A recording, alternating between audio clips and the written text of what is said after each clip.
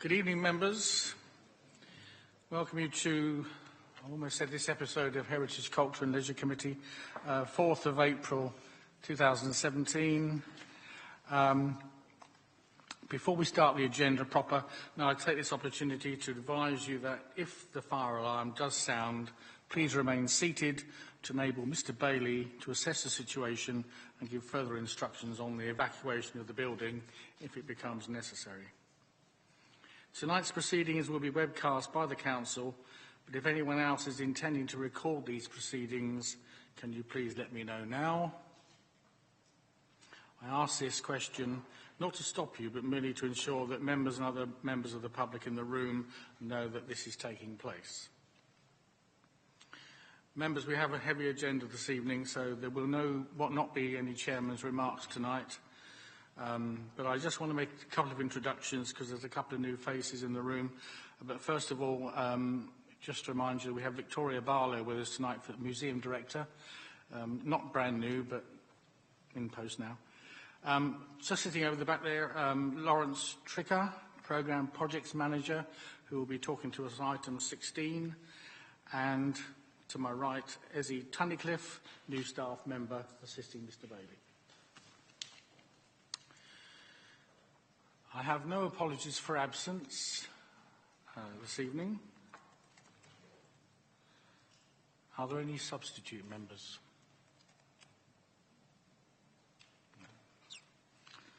There are no urgent items this evening. Notification of visiting members. I see we have 3 councillors. Would you in turn please approach the desk and give your names and which item you wish to speak on? Yeah. Hi, I'd like to speak on item 13, Councillor Wilby. Item 13? Yeah. Thank you. Item 13, Brian Clark. Thank you very much. Derek Mortimer, item 13. Thank you very much.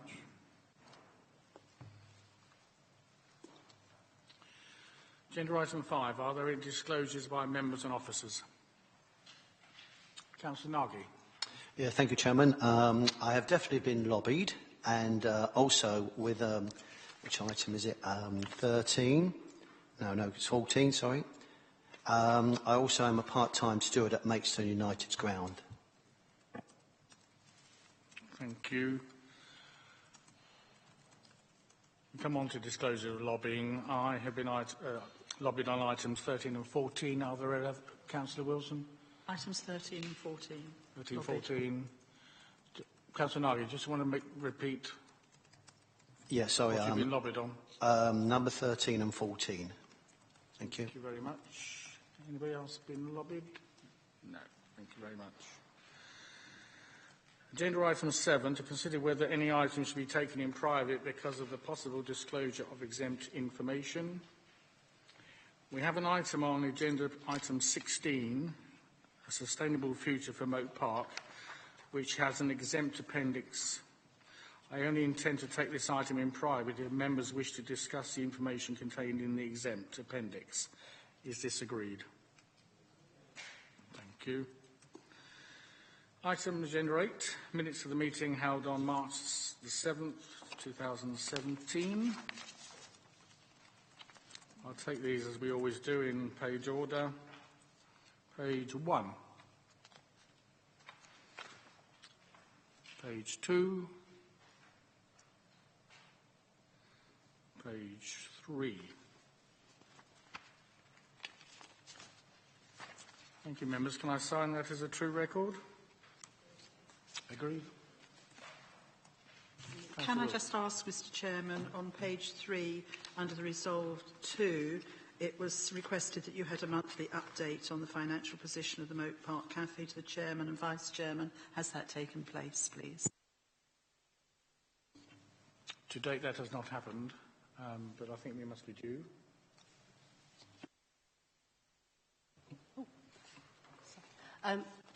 We've just got I just got the figures today, and so I'll be briefing the Chair as soon as possible.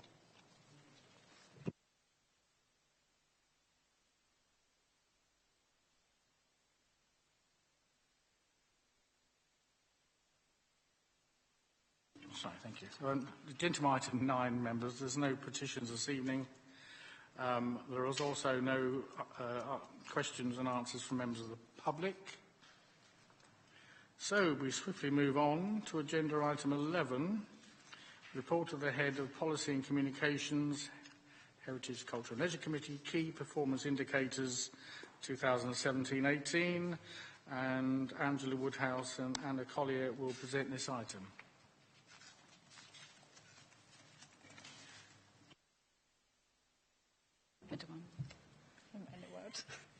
Thank you, Chairman.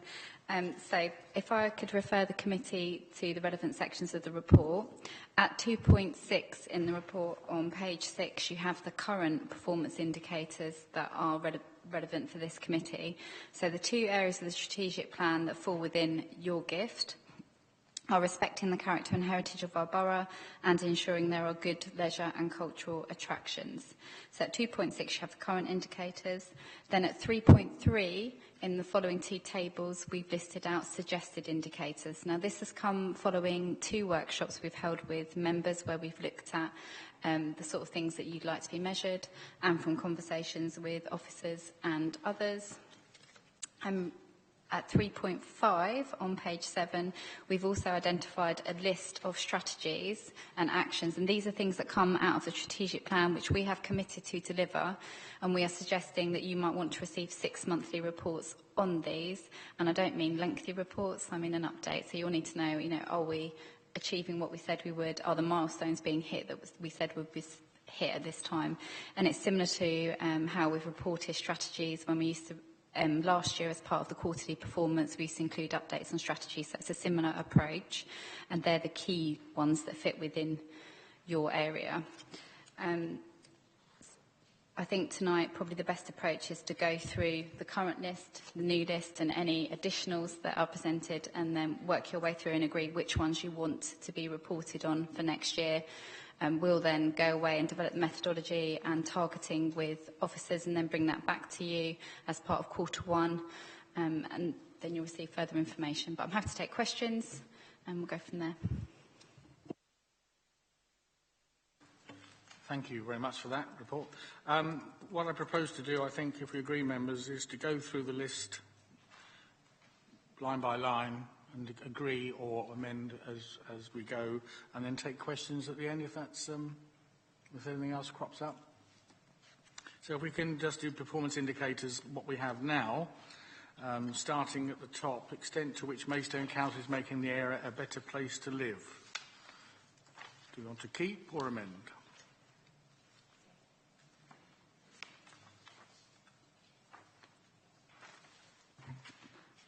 Personally, I don't want to keep it because I don't think it's measurable. In fact, as of itself, I mean, I'm happy to hear what the officers have to say, but of itself, it's subjective, the extent to which Maidstone Council is making the area a better place to live. We'd need a sharper measure, or knowing what lies behind that is measurable. So I'd like to know what the officers have to say. Can you respond? Yep. That measure and the one below it are actually questions from our resident survey that we take out, that we carry out every 2 years. So we do have a measure, we have a baseline, so we can see if we're improving. But it is people's opinions, so it's asking residents the extent to which they believe Maidstone Council is making the area a better place to live.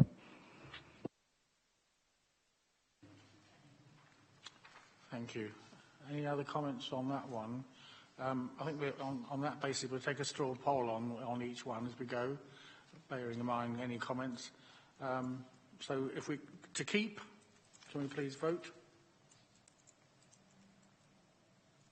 No one? No. To go. Okay. Sorry, members, have a show of hands to keep. Show of hands to go. That's fine. Yeah. Members, that will go. Percentage of residents that agree that they can influence decisions affecting their local area. Keep or go? Can we, unless there's any comments, can we have a vote for keep? To go? Thank you.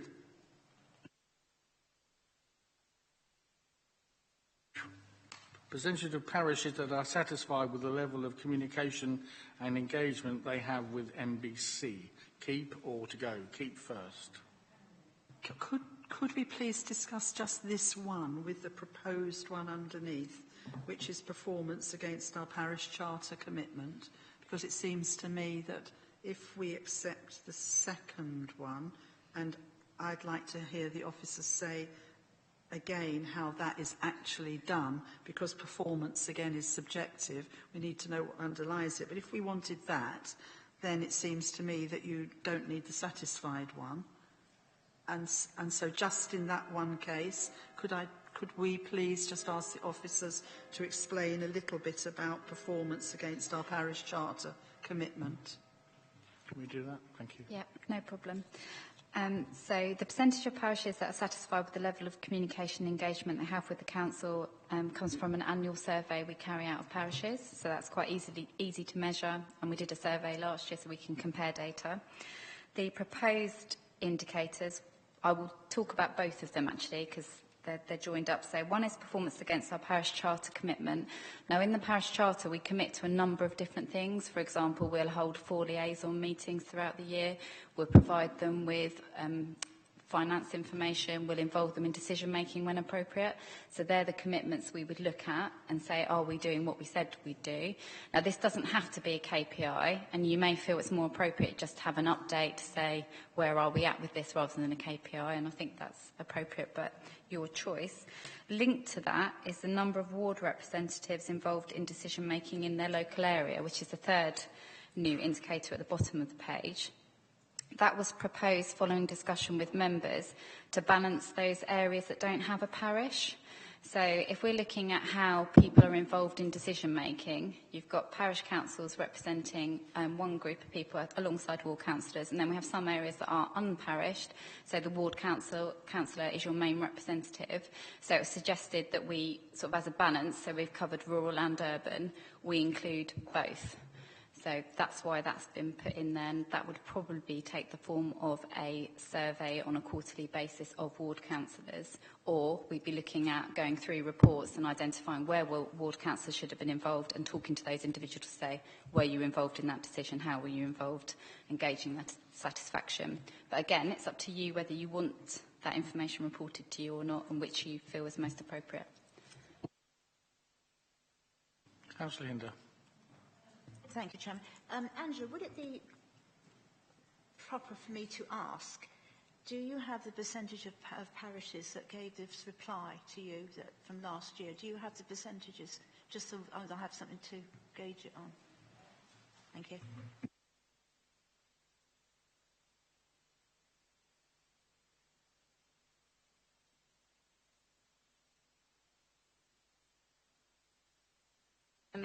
I can get that for you after the meeting. I can tell you that in 2015-16, oh no, we haven't got it. Yeah, I'll have to get it to you after the meeting. I can tell you the number who completed the survey and what the result was. I'll circulate that to the whole committee, if that would be of interest. Councillor Ford. It does say percentage of parishes that are satisfied, so you're going to have to get questionnaires out to them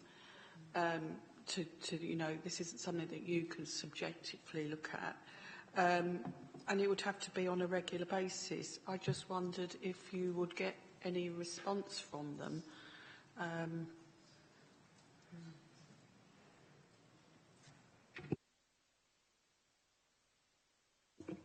We have already done it once for the last set of performance indicators, and we did get a reasonable response from parishes.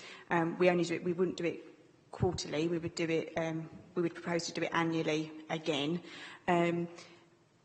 Obviously, they don't have to respond, but we didn't find that we struggled to get them to respond if we give them enough notice and we inform them that we're going to be doing it.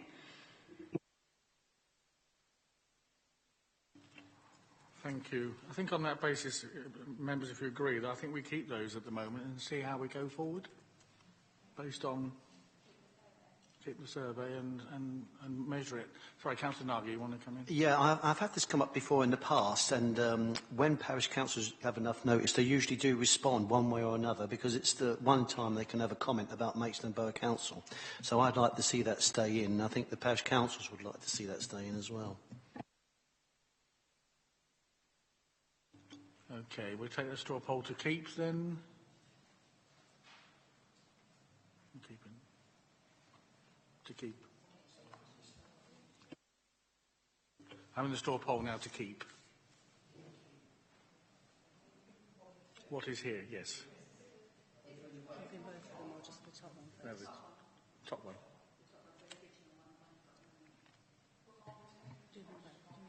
Yeah, sorry, I will take them both together because they are connected. Yes. I'm suggesting we keep them Mr. as Chairman, they are. can we be clear? Are we suggesting that we keep the top one there and the top one in the bottom? Because I'd be happy to go with that if we were saying that.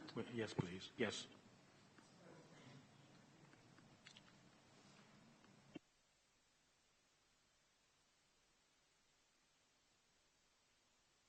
Just to be clear on this, we'll take them. We'll vote on them one at a time, just so that we're clear.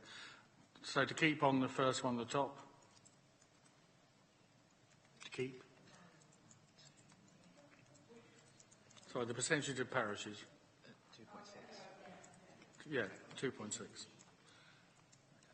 Yeah. We'll move to the bottom while we're at it. Performance against parish charter commitment to keep. Yeah, thank you.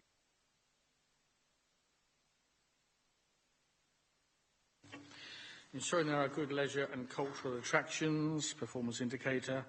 First one, number of children taking part in formal educational activities on and off site.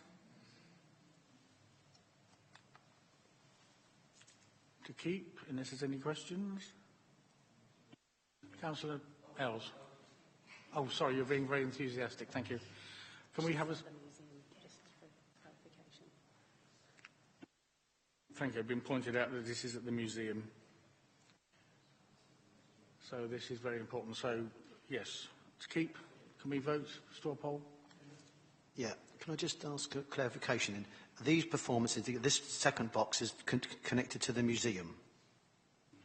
That is... Yes. So, Mr. Chairman, can we have that wording added? Percentage of residents that agree they can influence decisions affecting their... No, sorry. Sorry, I'm in the wrong place. Footfall. Number of children taking... Sorry. Number of children taking part in formal education activities on and off-site at the museum. Yes. Happy? Yeah, sure. Happy with that? Yes. Show of hands, just to say we agree. Thank you.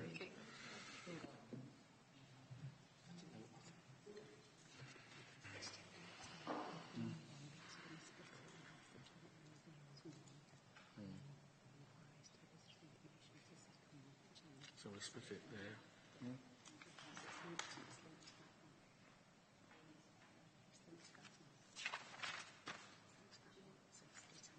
Split.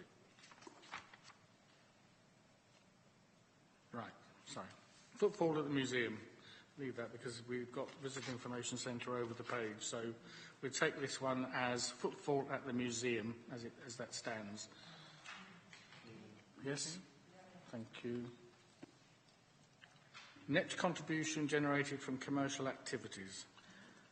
I have to ask. Keep or... You want to clarify? Yes.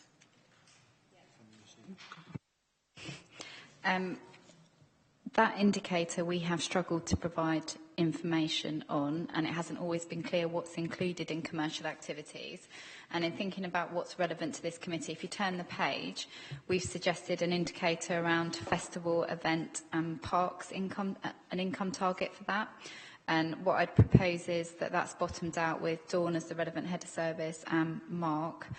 as the Director of Finance and Business Improvement, we come up with a clear methodology so the committee know what's being measured each quarter and what's included. For example, do you want car parking income for Moat Park, or what sort of things do you want in there?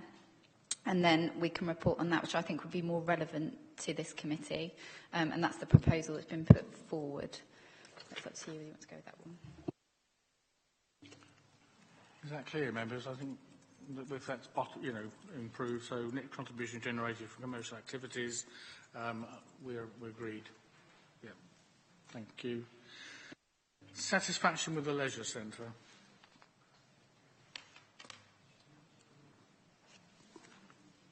Any questions? If not, no. Are we to keep? Is that a vote, or are you asking to? You want to speak this time, so Councillor Ailes, thank you. Thank you, Chairman. That is also on the second part, so we only need it on one, don't we? Presumably. Thank you. Okay, where do you want to keep and where do you want to go? We'd lose. Same thing. Okay, so scratch this one and keep the next one, yes?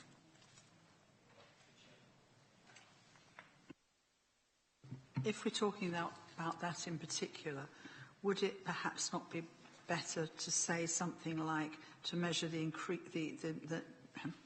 rather than satisfaction, to keep a track of the number of visits to each of the places? Because if people keep coming to a place and the usage goes up, it implies user satisfaction, and that, which is why I want to vote against it on the first page and almost against it on the second page and get that amended. But again, I'd like officers' view.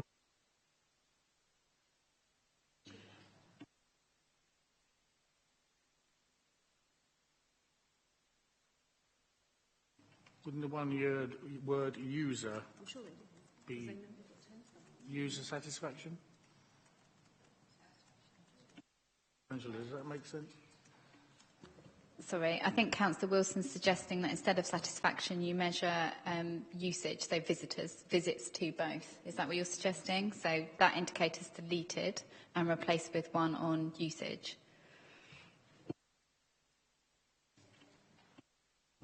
I'll have to double check with both venues that they've got those figures, but I'm almost sure that the Leisure Centre will have, because they have a turnstile system, so they must be able to count the people that go in. And we collect the number of, we know the number of tickets sold at the Hazlitt, so I can't see any problem with collecting either of those, but I'll check with the contractors. It just seems to me that if something is thriving and your usage is increasing, it implies user satisfaction.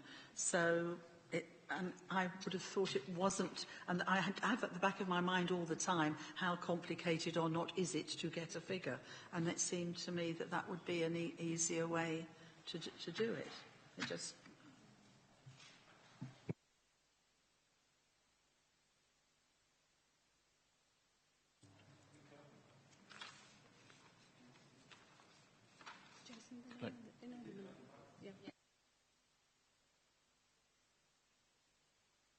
Right, we need a form of wording then to go in where it says satisfaction with leisure centre. We need to amend that to Councillor Ailes. Thank you, Chairman. Going back slightly, we have got footfall at the museum, which, if you went for Councillor Mrs Wilson's idea, that would bring all of them, all three. You still have to find the wording. I haven't got that far, but the same measure on all three then. So you're saying footfall at the leisure centre?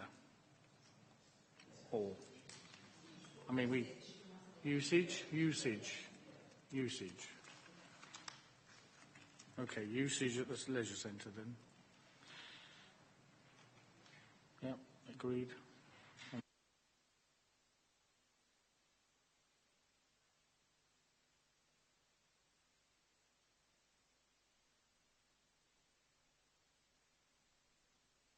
Sorry, members, have a show of hands on that one to make sure we're all happy with that. Thank you. Moving down, respecting the character and heritage of our borough. Again, we'll take this in turn. Performance against our parish charter commitment. Keep or... We've already agreed that. Thank you very much for reminding me. Number of tree preservation orders granted. Keep or... This is a new one. Do you want it? Yes? Look. It does seem a bit odd, I have to say. Could I suggest, and again, I don't know how easy or not this would be, but it could be this is really about whether we're protecting the areas, and so we could say the number of neighbourhood plans, conservation area approvals and conservation management plans adopted. That would be a measure, and it shouldn't be difficult to add up. But I'd like, you know, because that's what's happening, isn't it?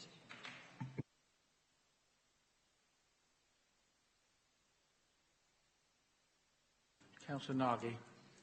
Could I ask why this is even on here? Because surely the number of trees depends on how they come in. It's not.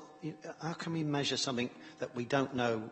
Because it totally bemused me, this one, because obviously these things come up at a time they come up. So I don't know why it's even on here. Angela will clarify for you. Okay, so number of tree preservation orders we do measure and report on nationally. So actually that's an old BVPI that we're still required to report on and we report to government on. Where it come from was at the member workshop when we come to discussion of how do you actually measure protecting character and heritage. It's quite difficult, and this is one of the things you could say actually is measurable. However, I would agree in terms of some of the comments as to what it's worth. I think that's worth. I get that it may not actually be that worthwhile, and so if you want to delete, not have it, that makes sense because it's quite minimal numbers, and I don't know what you'd get out of it. Councillor Nagy. If we excluded it tonight, it would still be happening. Yeah. Okay, so it's there and remain. I just had a thought that perhaps going forward we could probably have a list of trees that are TPO'd in the borough, just so we know which ones they are. But that's probably a bit of a tall order. Just a thought.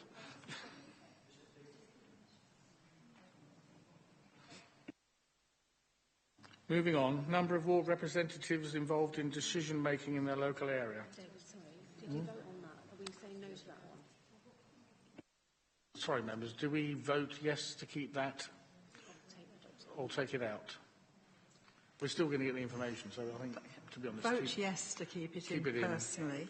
But it strikes me, and in fact, we have here tonight an organisation that is not a parish organisation, is not a ward councillor, but is a properly constituted group.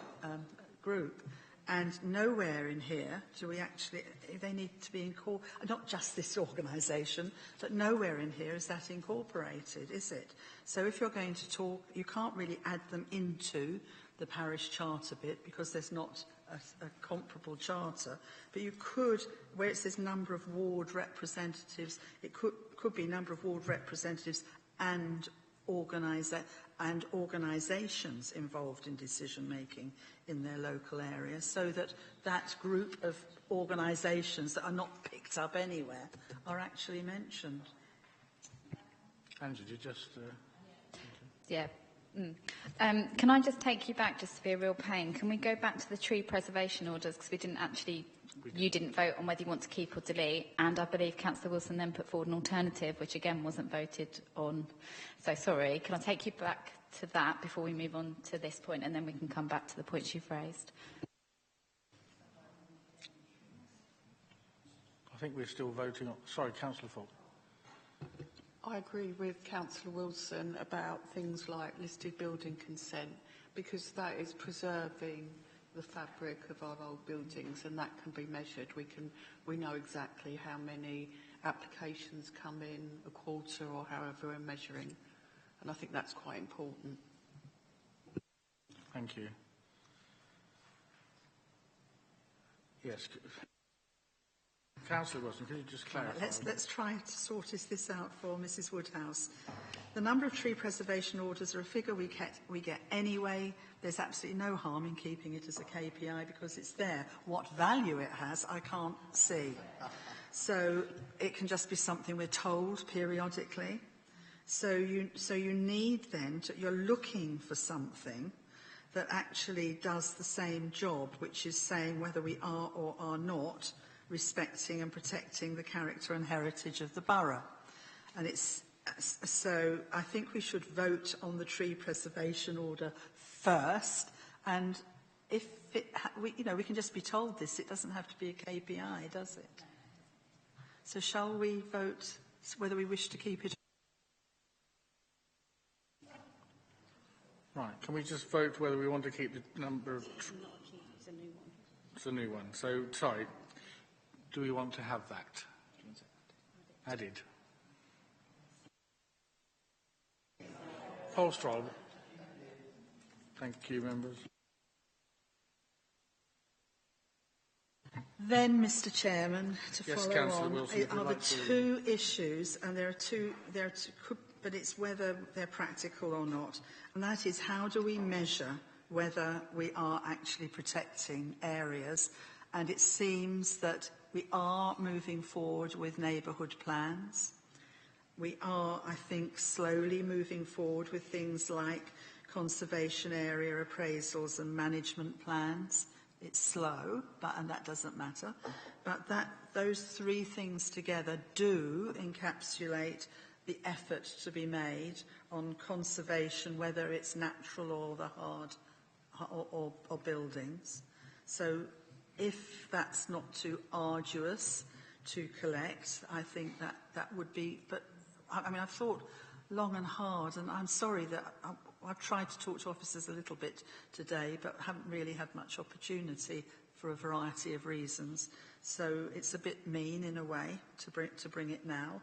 But that seems to me to be one. And the other one is what Councillor Fort has said, that there is a register of listed buildings. It's kept at the Kent History Centre. That is county-wide, but it's easy to extrapolate the bit for Maidstone Borough.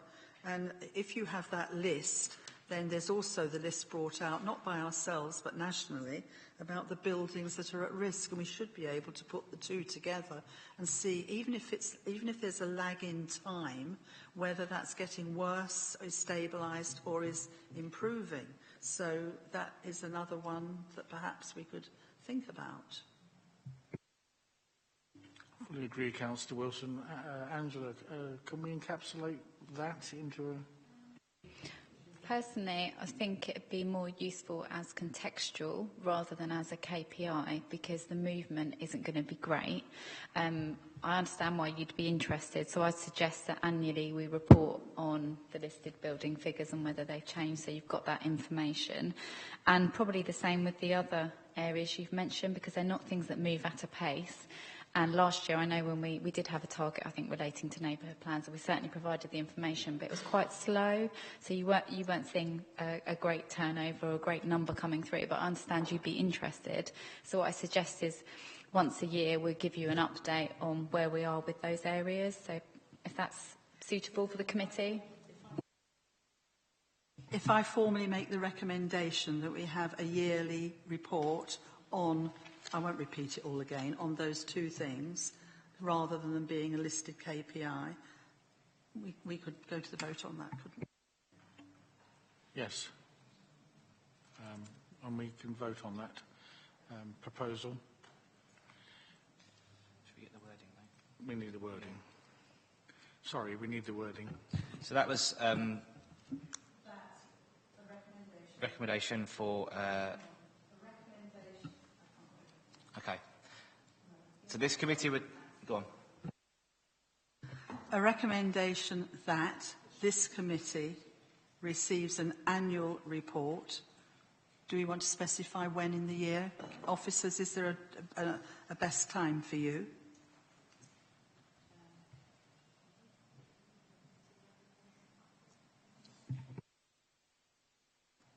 perhaps the best thing to do is to link it to the annual monitoring report that's produced by the planning team.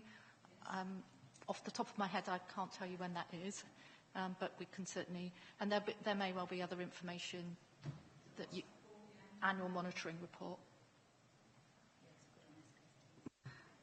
So that a report is brought to this committee at the time of the, or just after the annual monitoring report regarding the number of neighbourhood plans, conservation area appraisals and conservation management plans that have been adopted, and how many, the register of our listed buildings and how many of them are at risk.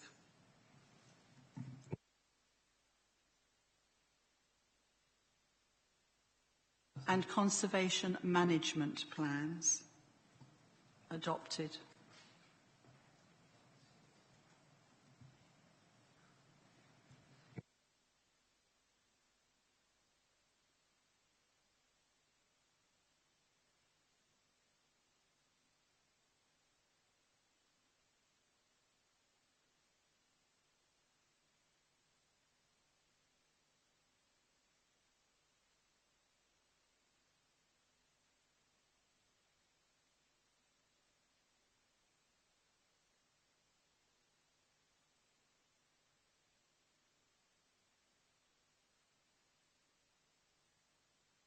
Together with the register of our listed buildings and how many of them are currently at risk.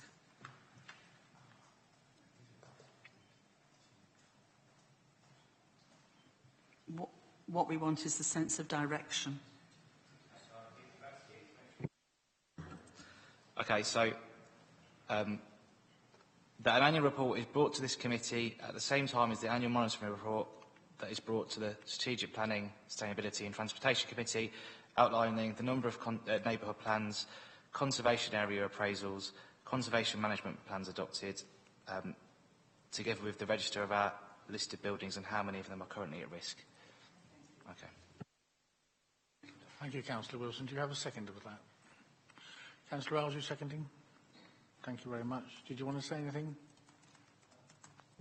Just very briefly. Basically, I think an annual report is a good thing because I think it's some nice information to have, particularly the at-risk buildings. But I think taking it as a KPI, as you said, it's either going to swamp us with the amount of information and it's going to change very slowly. So no, I think this is quite a good idea. Thank you very much. Anything to add to that before we move on? Thank you. Sorry, we're voting as well. All in favour of that amendment? Thank you. We're all. So you'll show your hands again. 1, 2. It's carried. Thank you, members. I think we're at the bottom of page 6 still. Can we do the rest? Sorry. Those against, those abstaining. Oh, thank you. Sorry? Oh, it's unanimous. It's unanimous. I only Sorry. saw 6.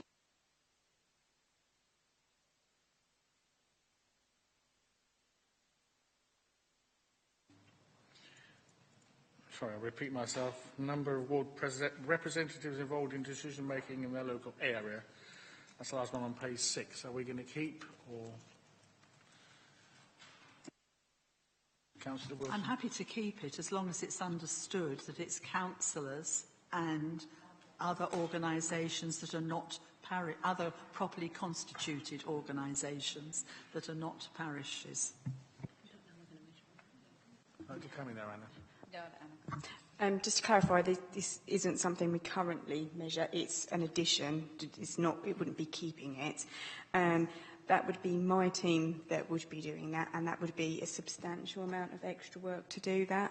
I'm not actually sure how we would even start to go about it. I would caution members. We can go away and we can look at it, but I can't see how it would be possible to do that easily within our existing resources. Councillor Nagy. Yeah, so are we saying it shouldn't have been on here in the first place? Good question. No, these are additions. So the report sets out things we currently already measure, and then has added in some things that have come from officers and from discussions with the workshops we held with members. Yeah, that I can understand that, but obviously we can't afford it, so we can't vote for this one then, can we? I'm going to ask for advice whether we can actually omit this then until we get more information on this particular one and add it at a future date.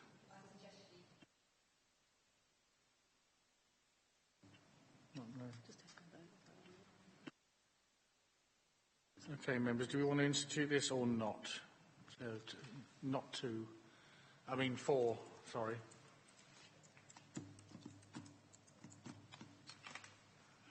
Not to, we're going to, no, we don't. Can we just vote that we not? We don't need it for now.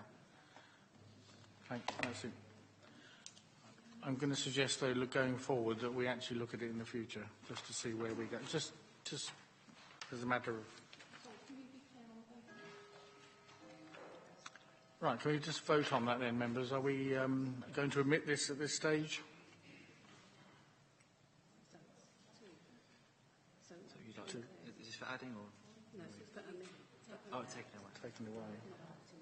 Not to. 1, 2 for not to. Not to.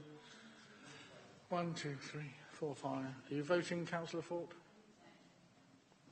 Right. So that's 1, 2, 3, 4, 5 to take it out, and 2 against. No, I'm abstaining. You haven't asked. Oh, abstentions. Thank you, Councillor Wilson. 2 abstentions.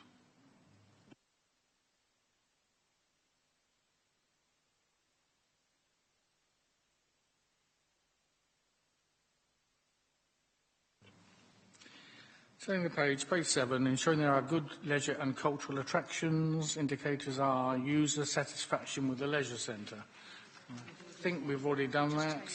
Just change that. Usage. Are we agreed with the change to use? Yeah, thank you. User satisfaction with the Hazlitt Theatre. We've done that. Thank you. Just double checking, make sure we haven't. Festival event and parks income target. Done that. Thank you. Use of parks and open spaces annual assessment.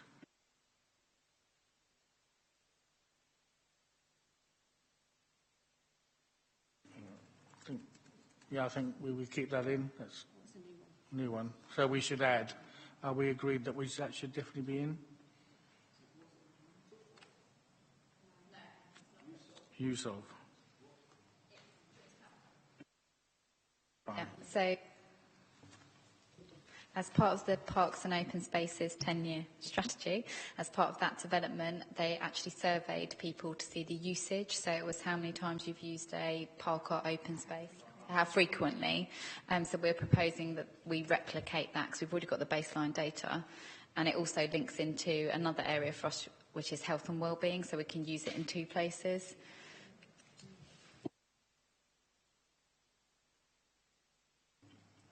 Is that clear, members? We vote for 4 to have this in. That's unanimous. Thank you very much. I think we've done contact footfall calls and emails to the Vic. I think we've done the museum, but we need to do the VI, Visitor Information Centre. Again, that was usage. Usage of the Visitor Information Centre. Are we all for that? For those in favour? That is unanimous. Thank you. No? Come in, changing that to usage wouldn't actually be that helpful. Contacts is something that is currently measured and we have data on and would be much easier for us, and the information is available. Plus we can compare to other museums. So there's comparable data as well. Sorry, visitor information centres. We can get that information across Kent and pull that together. Okay, fine. So we stay in contact. Yeah, fine. Thank you very much. We've done the museum, so we move on. 6 monthly reports. First one, Green and Blue Infrastructure Strategy. Are we in favour or not?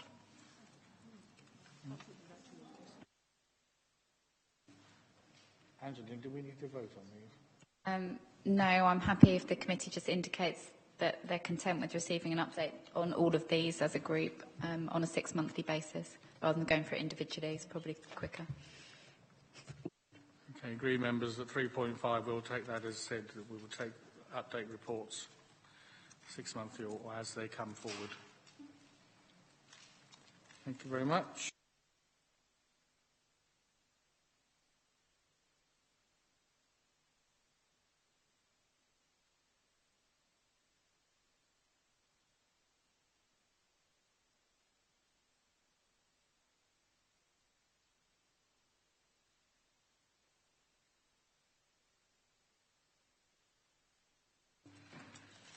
Members, just going to put some words together. Oh, you want Councillor Ells?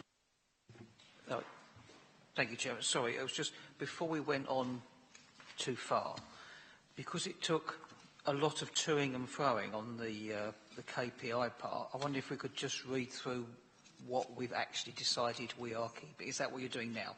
Right, I beg your pardon. Thank you. Yes, thank you, Councillor Ells. That's about to be done, and then we will have a recommendation and vote on that.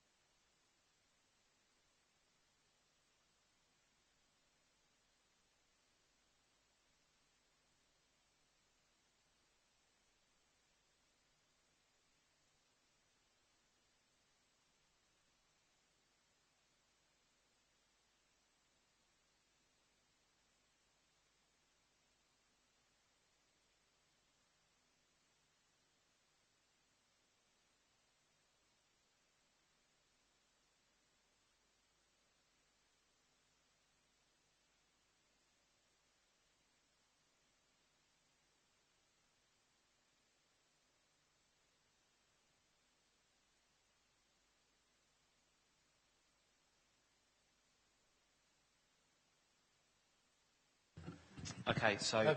sorry, members. Mr Bailey is going to read out the results of our deliberations. So the suggested wording I've got here is that the following strategic plan key performance indicators be agreed for the Heritage, Culture and Leisure Committee for 2017-18.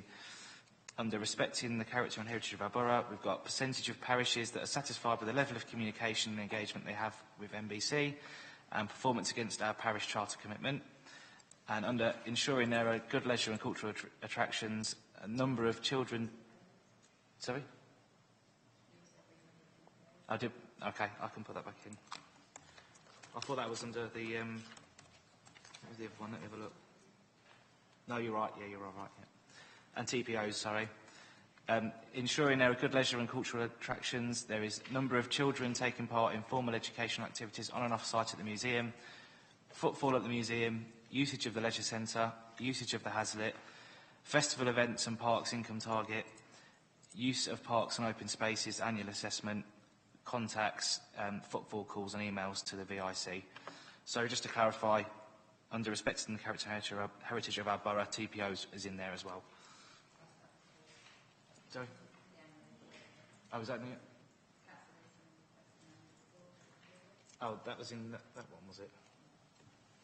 Okay, sorry, ignore that.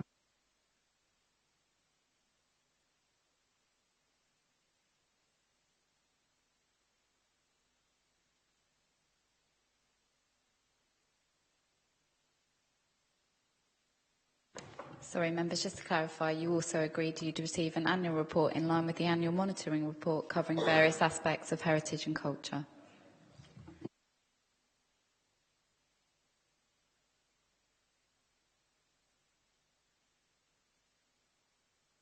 So if I've got that right, I can repeat it again if you want. No? Okay.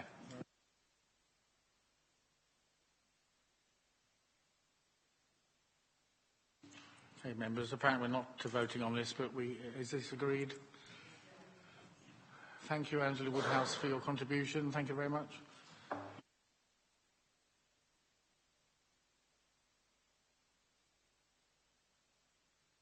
Mr Chairman, before you go to item 12, I've just realised that I should have declared that I'm currently a member of the Museum Strategic Board.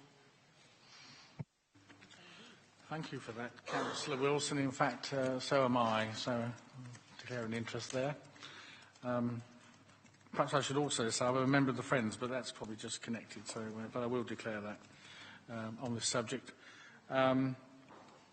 So we move on to item 12, report by Museum Director Victoria Barlow, update on the museum, and just so you know, members, this is to be noted. So over to you, Victoria. Thank you, Chairman. Thank you, members. It's a very brief update to let members know what's going on at the museum at the moment and how our development plans are going. The strategic board, as you'll see here, has been recruited with a wide range of skills, both private and public sector. Their role is to guide and help us with additional skills in the development of the 20-year strategic plan. And the purpose of the plan is to provide for a sustainable future for the service, including both main museum site and also the Carriage Museum, and particularly in the areas around finance, governance and audiences and working with our communities. I have included here the vision that we have been working towards. At the moment it's still a draft vision. It is rather lengthy, but hopefully comprehensive. Stick with it. If you go to page 28, 2.2, we're working with Julie Cole, who is a consultant specialising in governance and charity law. She's been appointed to carry out a review of options to streamline the governance structure of the museum and also to look at the impact of that streamlining on resources, finance and on our long-term sustainability. We have a complicated existing relationship with several stakeholder trusts, and she has been doing some work on looking at how those things may be either better placed or resolved in the future. We will be bringing proposals, or we'll be bringing an options paper before committee in July with proposals of how that structure may be streamlined and how that will impact on those resources across the board. Page 30 of the report is a table which gives you a summary of the Capital Works programme at the museum. This is the period 2016 to 18, and these are the current projects that we're working on. The two main projects there are Ancient Lives, which is a joint MVC and Heritage Lottery Fund funded refurbishment of the Cloisters Gallery into a modern Greek and Egyptian gallery, especially concentrating on the Mummy Tarkush and a lot of the scientific work that we've done with her recently. There's a lot more detail about that in the report if you're interested. An important element of that project that we agreed with the HLF was around improving physical access to the galleries. So on the assumption that assuming that we get planning permission in May, when we're hoping to go to that committee, we're proposing to install a two-storey external lift. That'll open up not only this gallery, which currently is only accessible up a steep staircase. It will also open up two further galleries on the first floor, giving much better access for those with limited mobility. The plan B, if we don't get planning permission for that, is just to take a lift internally up to the gallery itself. The second project here is an upgrade of our old reception, which is by the wooden central door of the museum that was the entrance before the gold box was put on. And that area is being decorated and upgraded as a dedicated tourist information point with new desk and displays of promotional materials.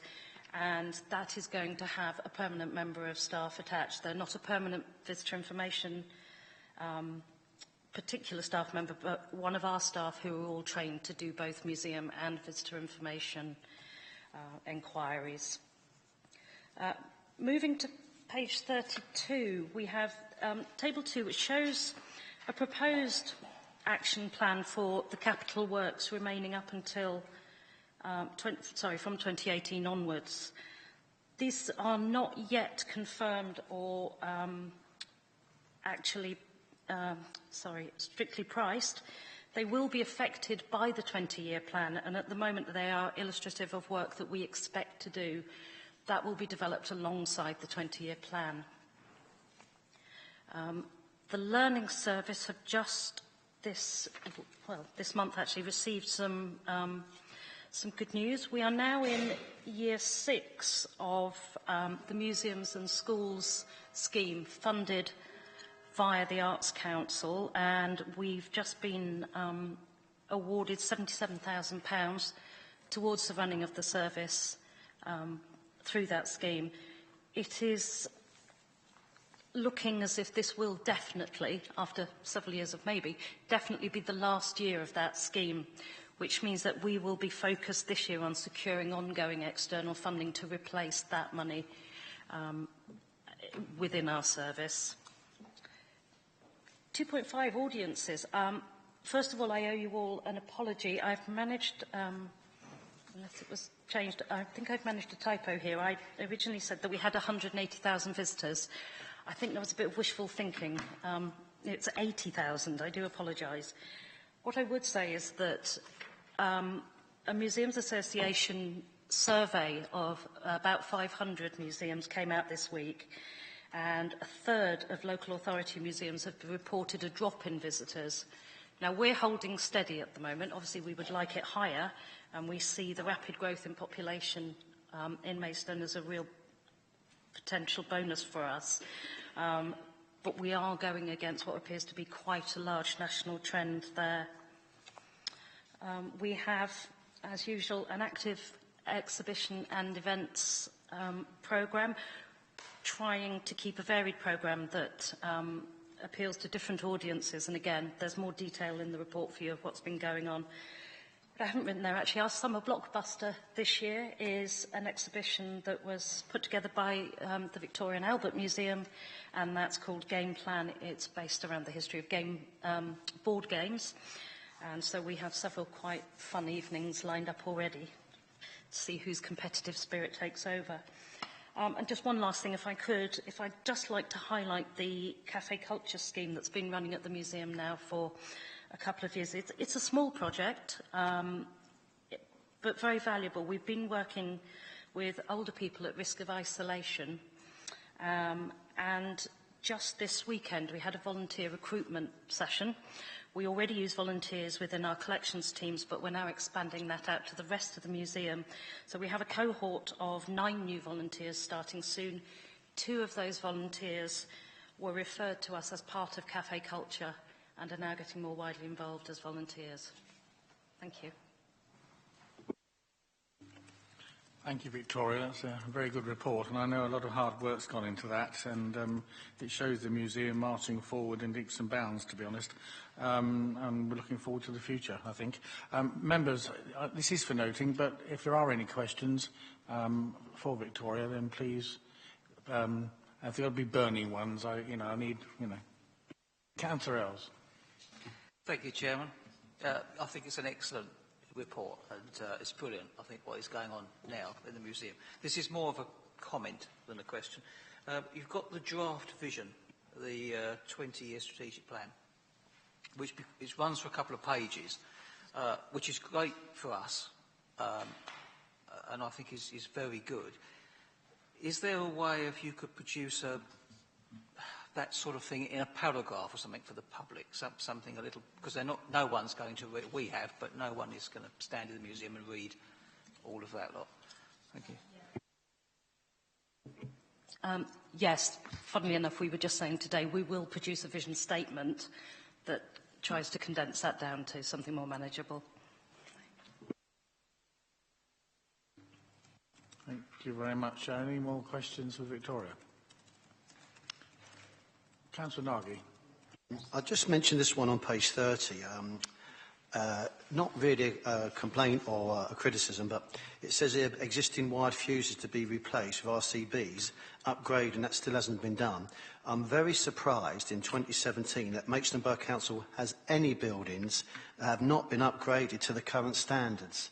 And I'm very surprised of that, because obviously that would be one of the most safety things, especially with the museum. And I would like to see that put down as a very high priority. If there's any other buildings, especially if the museum's not been upgraded in all the works that has been done, and we're still running on old fuse wire. I can't believe that. So I'm very concerned to read that, and I would like to know when that's going to be done, because it's not been completed yet. Thank you, Chairman. Yep, I can comment on that. Apologies, not completed makes it sound a little more stark than perhaps it is. It was always planned as a rolling programme, so that as areas were refurbished and redeveloped, then that work would be carried out. The upgrade of existing wiring to current standards is one of those things that came out of our emergency action plan. It is not that the wiring that we currently have is in any way dangerous or illegal. It's just that the standards have changed, and we're quite within our rights to do that as we go. So we're not actually causing a problem legally or health and safety-wise. I'm just looking to update. Thank you very much. Councillor Wilson. It's really just to say, I think I'd like to express my thanks publicly for the sheer amount of work that the officers have done to lever money in to the museum. That has been, it's amazing how much money you've managed to lever in. I'm very, very clear, however, that one of the reasons we lever it in is because we're prepared to show that we are also supporting that museum. And I think that it needs to be applauded, the work that's been done, and it also needs to be recognised why that's happening. So well done, and thank you for everything you and the team do. Thank you. Yes, I'll pass that back to the team, and I think that's a fair point. Several of the grants that we have got because there is already internal funding to put towards those, so we appreciate that ongoing support. Thank you. Thank you, members. Thank you very much, and thank you, Victoria. And please take back to your team our good wishes for the hard work that's in progress.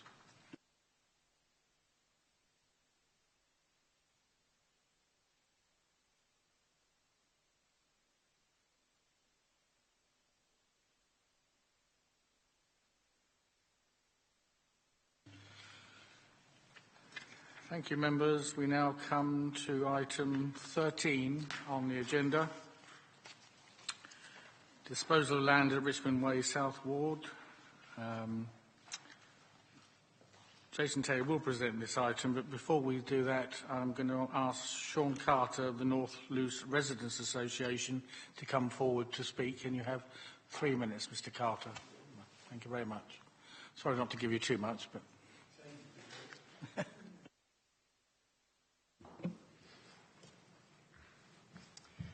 Right. This story started in August 2013, so nearly 4 years ago, when we requested transfer of the land to the NLRA.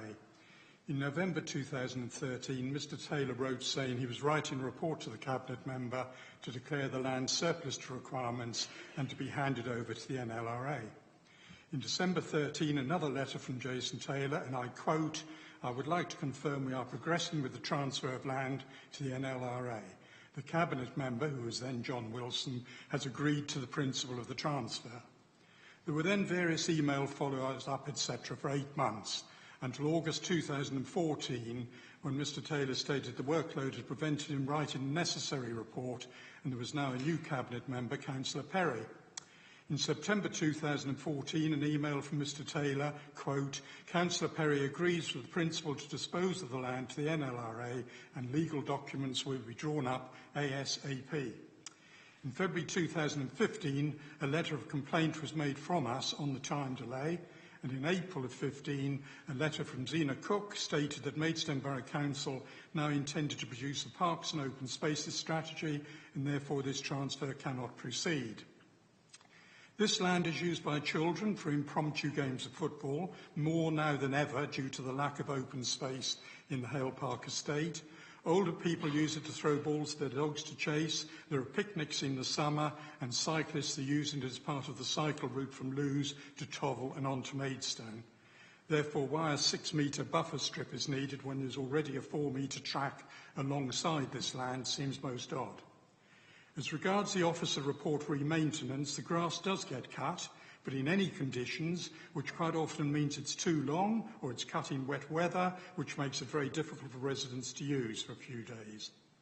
The NLRA has maintained the trees in the land by replacing wooden stakes and ties, and we've also planted a lot of whips, which on 2 occasions the contractors cutting the grass have destroyed. We also do litter picks in there at least twice a week. Our adopted neighbourhood plan, GSF Policy 3, also encourages the use of open space, and Richmond Way is featured in this document. We already own 2.5 acres of ancient woodland, which in 3 years, working to a management plan, we've started to bring back to its former glory after 30 years of neglect. Therefore, we're very capable of looking after this open space, which we want to keep in its present format, and we have a good number of volunteers to do this. I therefore request that after nearly 4 years of broken promises, the land is transferred to the NLRA for the good of local residents. Thank you. Thank you, Mr. Carter, and for your contribution to this. Thank you very much. Mr. Taylor, are you ready to present?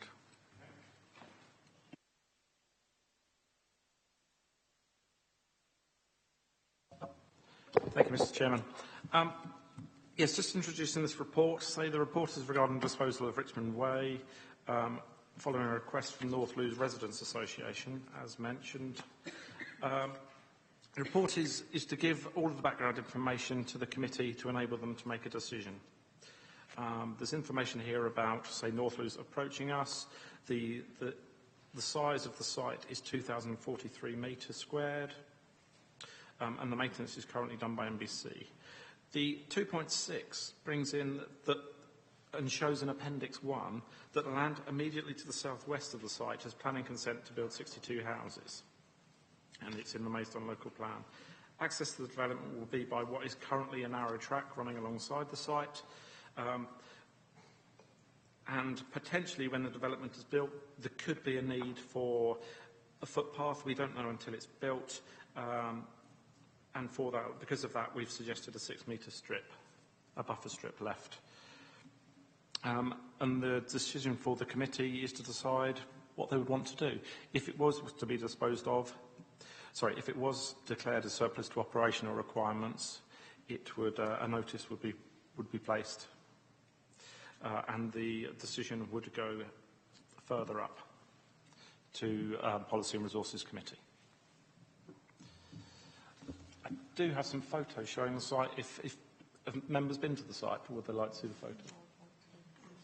So you've been to the site? No, I haven't. All right. Can you show those now? Yeah.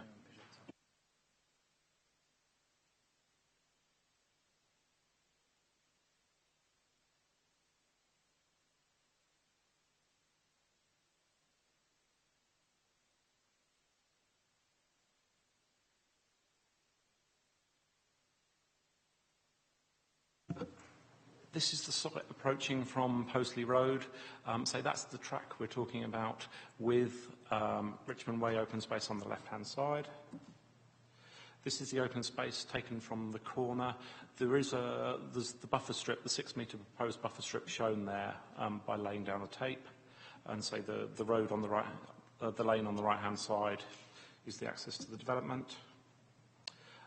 Just to show you, it's at 4.5 metres wide at its narrowest point. And while I was on site this morning, a dust cart arrived, which just shows, say, how narrow the access is. This is just the road. Where Postley Road carries on around, onto Redstart Avenue, it just shows and gives an indication of how wide roads would be to a development. But that's just if we need it. Any questions? Before we take questions, I think I shall bring in the three councillors who wish to speak. Starting in no particular order, Brian Clark, Councillor Brian Clark, I beg your pardon. Thank you, Chairman. I'd like to start by mentioning that I'm part of the Planning Committee. I'm also a substitute member for SPST. And in terms of the access to this housing site in the local plan, there were objections that were put forward when this site came forward for the local plan. There were also objections that came forward about the width of this access when it was put forward as a planning application. And officer's recommendation from the planning office was that it was suitable for the site, both at the local plan review and at planning. And planning application was received for this site with no impact whatsoever to the park. And I feel that if there's a sense that we need something from this park in order to bring a site forward in the local plan, then we've really went about this the wrong way in terms of bringing those sites forward. Kent Highways have looked at this space between the boundary of the park and the Taylor Wimpey development there, and they have no objection to this. They're actually recommending this be a shared space for pedestrians and access, which tends to limit the speed of vehicular movements through the site. And they've mentioned, when I spoke with officers, sites in Ashford where they have similar sort of shared use spaces that have been quite successful. So I really want to emphasise the fact that there was no condition on anything happening to this park when that site was put forward for the local plan, when it was put forward to the planning application, and the officer recommendation was that it go forward with the access as is. I'd like to follow up with a meeting. You've heard the history. It's something that has been going on, and I feel sorry that the member of the local forum, neighbourhood forum, has had to go through archives to come up with the report tonight to you. All ward councillors met with officers on the 6th of February. We had a review about the fact that this has been going on for so long. We wanted to bring it to this committee because it was becoming embarrassing. We were almost taken back by the idea of reserving some space along the boundary. We were really going to that meeting with a view to when can this be proposed for adoption by the local neighbourhood forum team. And after some discussion, we heard the arguments that there may possibly in the future be a need, etc. But we came to an agreement between us all in that room that 3 metres would be suitable as a potential holdback. Now, whether or not that would actually ever be used is another matter, but essentially Mason would hold back 3 metres along that boundary strip. They would agree to putting papers forward to this committee for a 99-year lease for the rest of the site, and that would go forward. As ward councillors, we went back to the North Lees Residents Association with that as the suggestion for the papers coming to this committee, and they were in agreement. Now, to see the papers amended, essentially with a 6-metre strip, which is something we haven't had any discussion with the North Lees Residents Association, I almost feel that members of this committee are coming here tonight potentially to agree something on the papers that we don't even know if the North Lees residents would be mindful to accept. I strongly urge this committee to consider an amendment to allow, if there's going to be a buffer strip, to allow no more than 3 metres. This is something we've reviewed. We felt was coming to this committee, and it was our understanding when we went to read the papers that was going to be the case. I'd like to finish on the idea of this land being mentioned as not, that the officer's recommendation is not for this to go forward because there's nothing that shows this land as surplus. If this area of green space cannot be considered surplus, I can't see any area in Maidstone that there would be a recommendation to move across to a local group to maintain. I don't see this as a strategic park in Maidstone's future. I don't see this as being something that has to be managed by Maidstone. I think this is a perfect candidate for the idea of putting this forward for a surplus piece of ground. And you've got a party which has got a neighbourhood plan in place, so it's not some ad hoc group. Residents have supported their neighbourhood plan. They want this, and I think that the committee should allow this to move forward with the strip to be no more than 3 metres. Thank you, Councillor Clark. Councillor Mortimer, would you like to be... Thank you. Thank you very much. Councillor Clark has basically said everything I was going to say. The land, as I'm aware, does have private covenants on it for open space only, and that came out of the when the estate was built at Richmond Way, which is just at the back of this open space. So it can't be used for anything else, so it is protected. As Councillor Clark said, this was allocation in the local plan, and highways access actually in there just says complementary improvements to the public footpath and access from Posty Road, and there is absolutely no mention of any widening. There's the 2 planning applications on this site, both approved, one by appeal, one by committee, and there again KCC have not asked for any widening for access to this potential site. The North Lewes Residents Association, they are a professional association, as you've heard.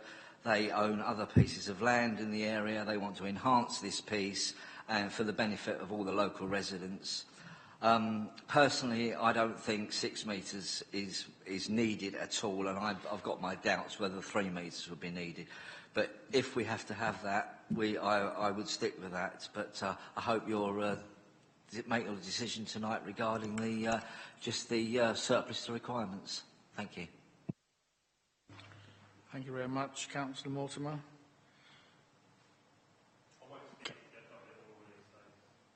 Thank you, Councillor Wilby. Mr. Taylor will now take questions from the members.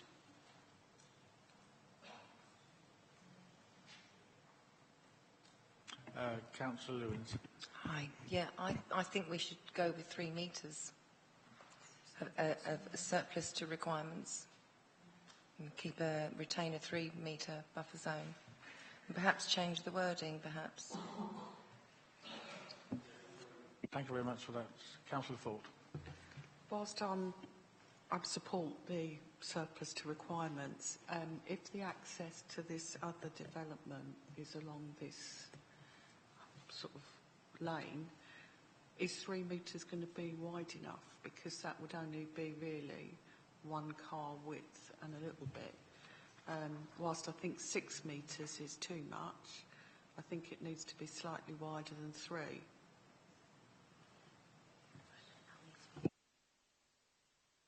Mr. Taylor, would you like to explain that? The reason it was increased to 6 was because when I met with property colleagues, that it is a buffer strip. It wouldn't be all 6 metres. It was just felt that as we were if we were going to keep a strip back, it made sense to keep a strip back that would cover all eventualities.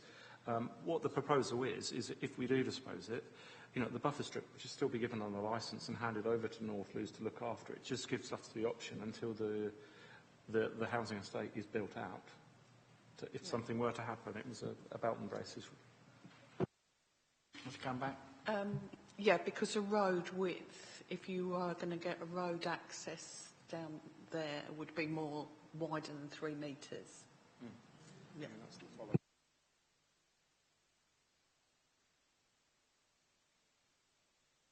Councillor Hinder. Could I ask Mr. Taylor, according to what we've just heard, that KCC had no objections to this planning application when it went through, and no indication that this is anything needed widening. Is that right? So I'm a bit concerned as to why we feel, as a council, why we need to have it wider when it's obviously been proved that there isn't a need for it. So that's bothering me a little bit. Perhaps you'd like to explain that, please, Mr. Taylor. The reason for this was when we officers found out that about the development going ahead and the size of the development, there's no plans for a footpath to run along there.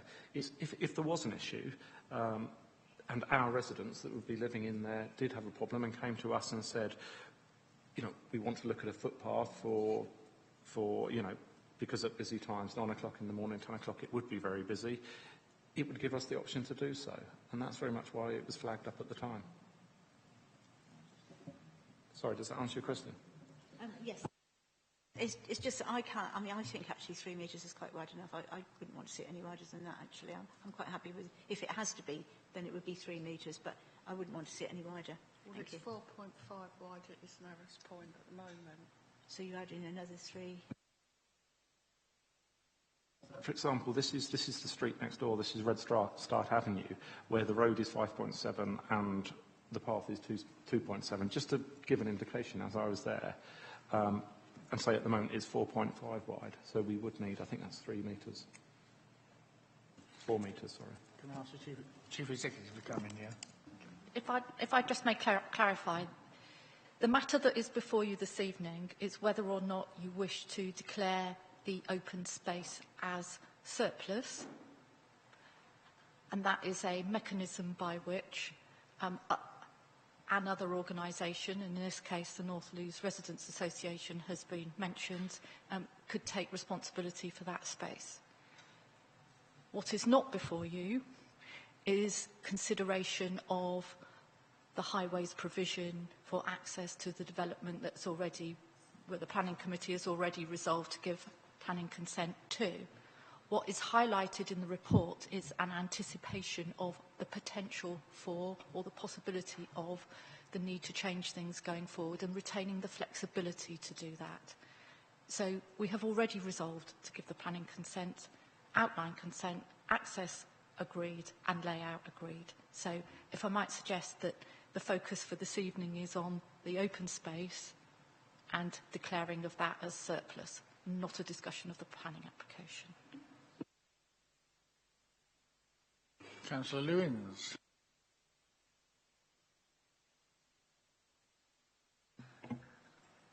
I would like to move the amendment, make an amendment to the recommendation to make it surplus to requirements. Can I suggest the committee declares the open space at Richmond Way outlined in red on the attached plan in Appendix 1 as surplus to operational requirements, subject to the retention of a 3-metre buffer zone. The committee authorises the placing of a public notice pursuant of Section 123 of the Local Government Act 1972. Thank you. Is that seconded? Did you? Thank you. Councillor Nagy, you're seconding. Do you want to speak now? I'm fine, Chairman. Thank you very much.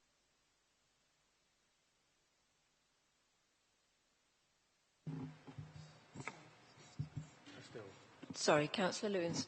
Alison has just pointed out to me that you said outlined in red, but it's actually outlined in blue and red. Is that a change you would like to make?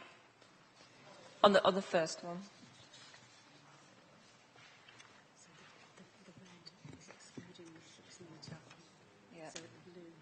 Yeah. So, sorry, we're just clarifying that the red is the land, and the blue bit is the strip. So if you said outlined in red and blue, it would cover the whole scenario that you want to achieve. That's right. Yes, I agree. Blue and red. With that clarification, members, are prepared to vote on this amendment. Blue and red will be inserted, or whichever colours will. And 3-metre buffers. This is a strip. I'd like to take a vote on that amendment first, members. All in favour? Unanimous. That vote was unanimous, members. And now we'll vote on the substantive motion as written. As amended. As amended. Thank you. All those in favour? Any against? Any abstentions? No, that was unanimous. Thank you very much. Thank you, members, on that one. Thank you very much, and thank you for visiting councillors and members of the public.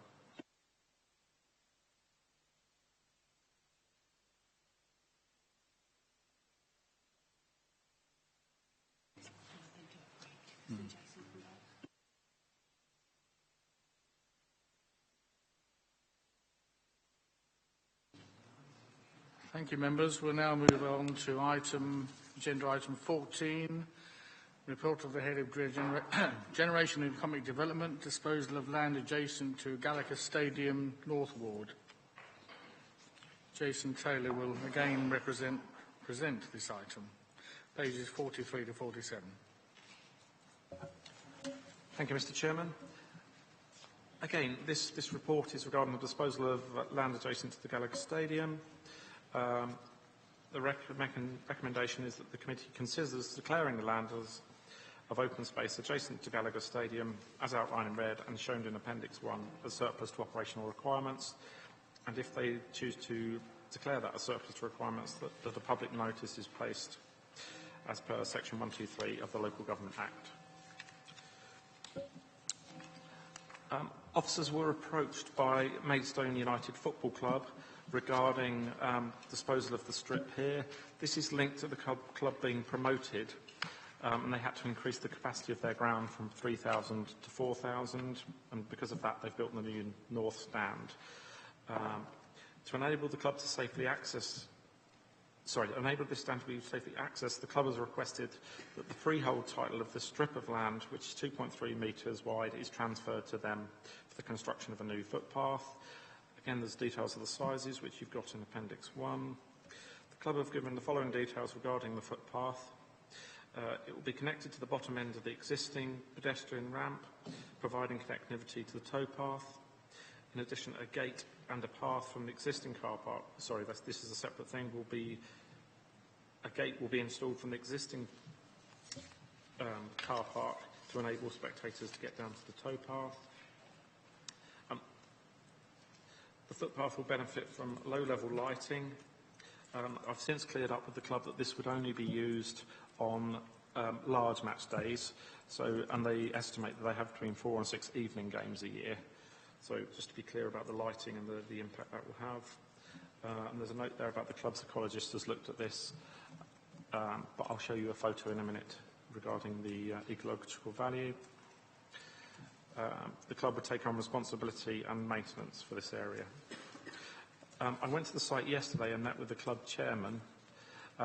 He confirmed that the path would only be used for large games, and potentially 4 to 6 evening games a year. It's also linked, I hadn't realised the ground has to be cleared in 8 minutes as part of their fire risk assessment, and this would enable that. No further vegetation would need to be cut back from what's there, and the path could be permeable. They don't necessarily need a tarmac path. And something else that came up is rather than disposing of the freehold, there would be the potential to give them a licence to use this land. Here I've got some pictures just giving an idea. So that's the Appendix 1 shown there, showing the total of 330 metres. And this is a picture showing the piece of land that's disposed of. I've laid a tape down there at 2.3 metres from the fence, which just gives you an idea of the width and how it fits in.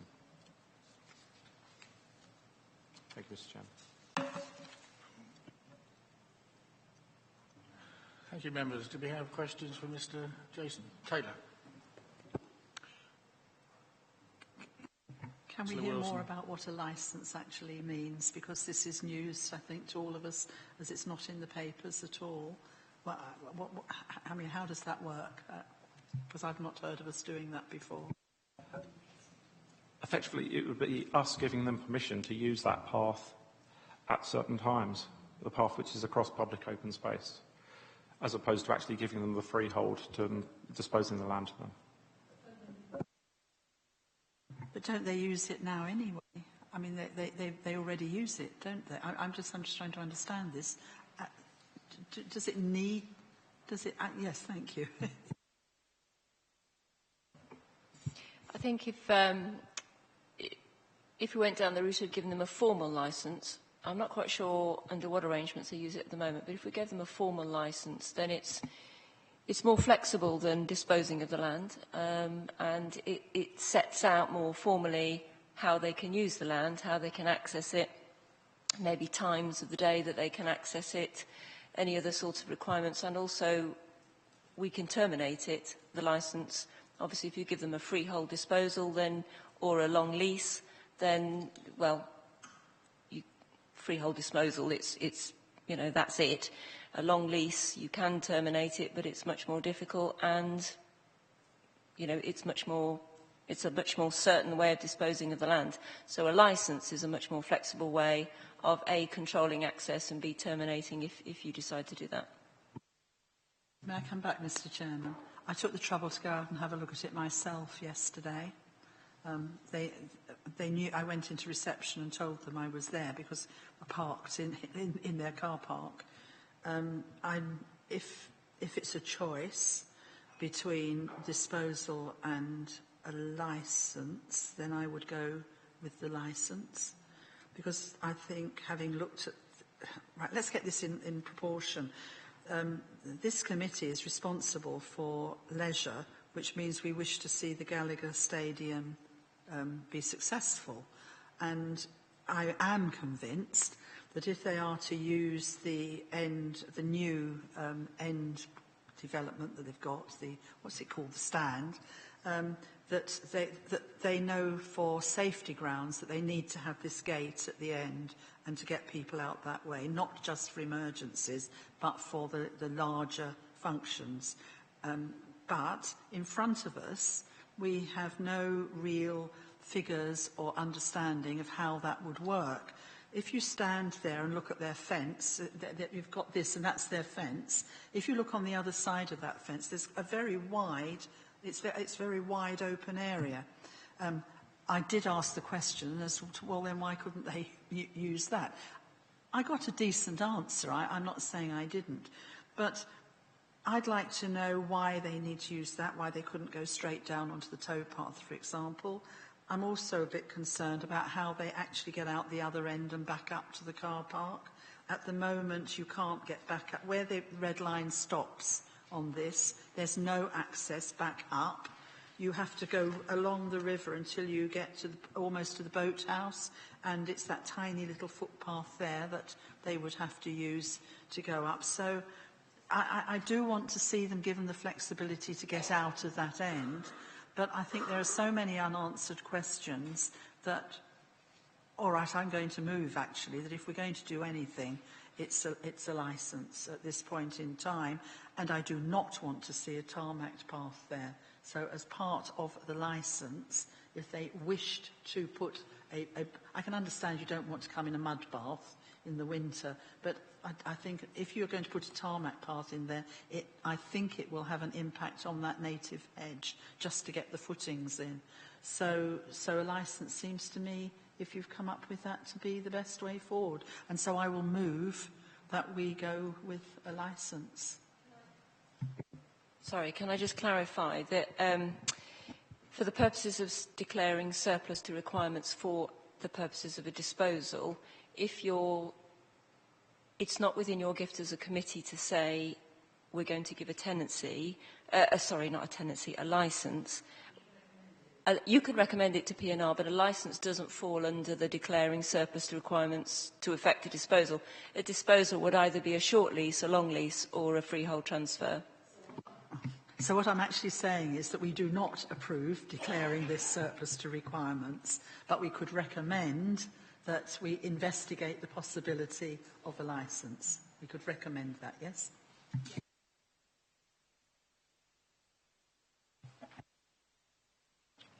Any more? Councillor Nagy. Yeah, thank you, Chairman. Could you explain how this licence works? Because obviously this is very important to the club in the future and safety and things like that.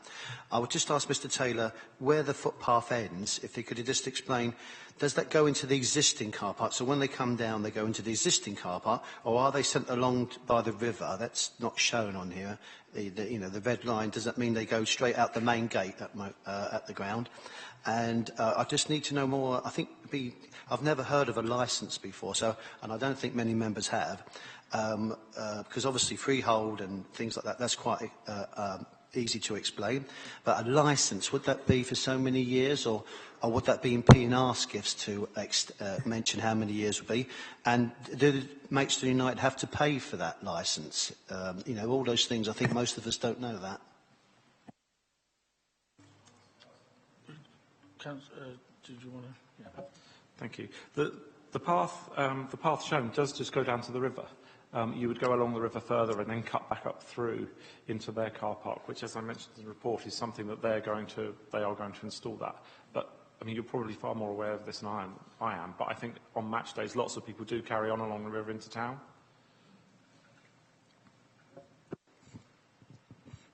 So, sorry, I was talking to Mrs. Hood. Was there a question about whether they'd have to pay?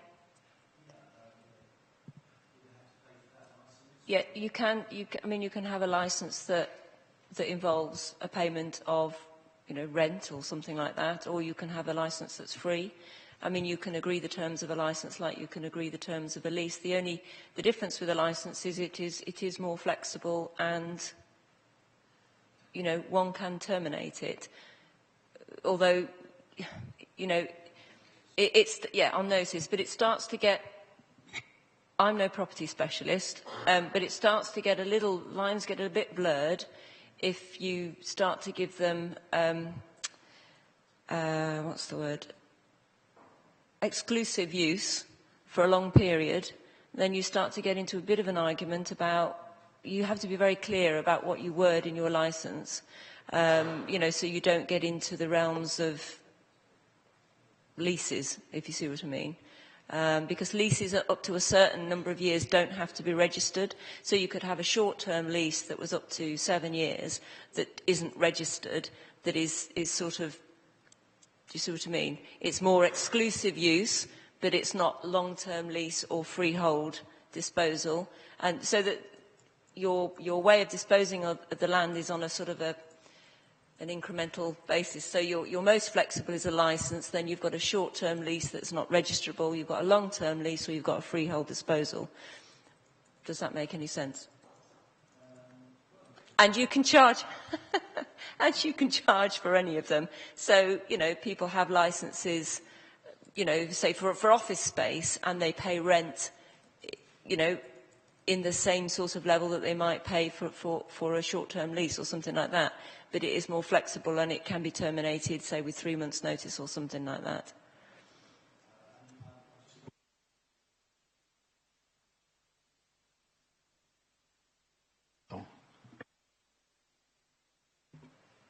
I'm not aware. I haven't been involved personally on any discussions. I did speak to a colleague in property today about this, and she said that we initially offered Maidstone United a licence when they approached us, and they were more interested in having the freehold because they want to invest in putting a new path and low-level LED lighting in, and they didn't want to do that unless they had ownership of the land. So they initially rejected that option. So going forward then for the club, this is not really something they want to be involved in the licence, is that right? They've already said that? Well, that was the offer we made them at the beginning, because but they are pursuing the freehold. But if we go back to them and say we're not prepared to declare the land surplus and the option is a licence, they could reconsider. I don't know until we offer them that. Right, so we can still declare it surplus tonight if members decide so? If you were declaring surplus, you would be saying that you want to dispose of the land. So you would either be recommending a freehold transfer or a leasehold transfer. if we're offering a licence, we're not disposing of it, we're giving them a licence to use the land over and above the free public access that there is at the moment. I'll let the conversation carry on and then come back later, if I may. Councillor Wilson.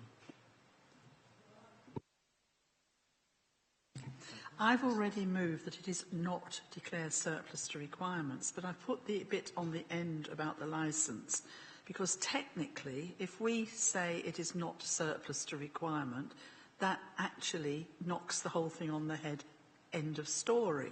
So if we say we declare this not, have I got it right? Yes, not surplus to requirements, but make the recommendation about a licence, then that opens up the possibility to go back and rediscuss appropriately with the stadium. And you know, we can revisit this in 6 months, a year, or whenever.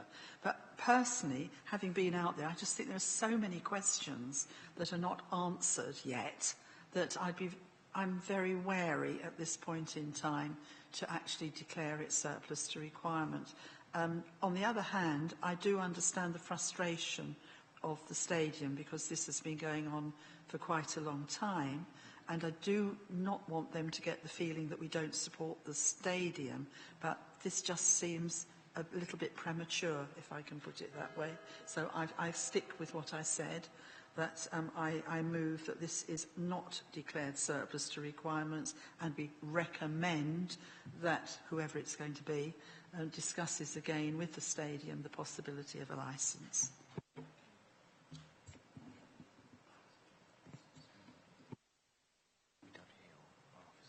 Yeah, I've got a question of the officers. On the licensing issue, where does that go? We obviously can't discuss the licence. What was the actual mechanics of that? Yeah. If you want to make that recommendation, then it would go back to the property team to explore further with the club. Can I just say one more thing? If you want to consider Councillor Wilson's recommendation that you don't declare it surplus to requirement, but you make that recommendation that officers explore further a licence, then the appropriate way to do it would simply to vote on the first recommendation, which says, oh, I'm sorry, no, I've actually got that wrong. Sorry, you do need to make an amendment, actually. I apologise, yeah. So it would be wording, so for example, that the committee does not declare the open space adjacent to the Gallagher Stadium as outlined in red and the attached plan as surplus to operational requirements, but asks officers to investigate further the possibility of a licence with the club? I think we need to say to further investigate. If it's been discussed before, then we need to say to and further investigate the possibility of a licence. While we're typing up, Councillor Hindi, you want to come in? I'll second Councillor Wilson's proposal. Thank you very much. Did you want to speak at the moment? No.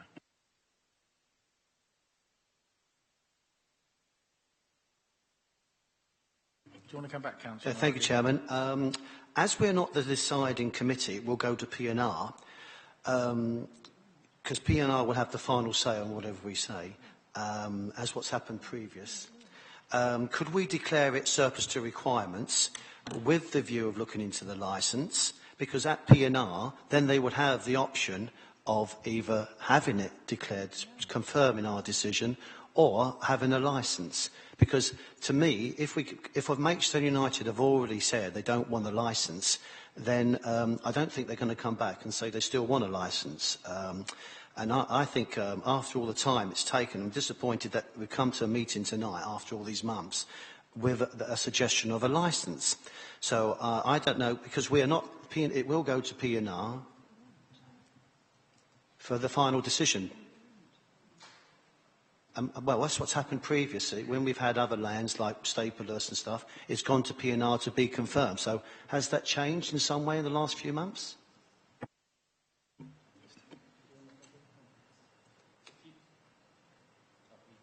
you want me to reply?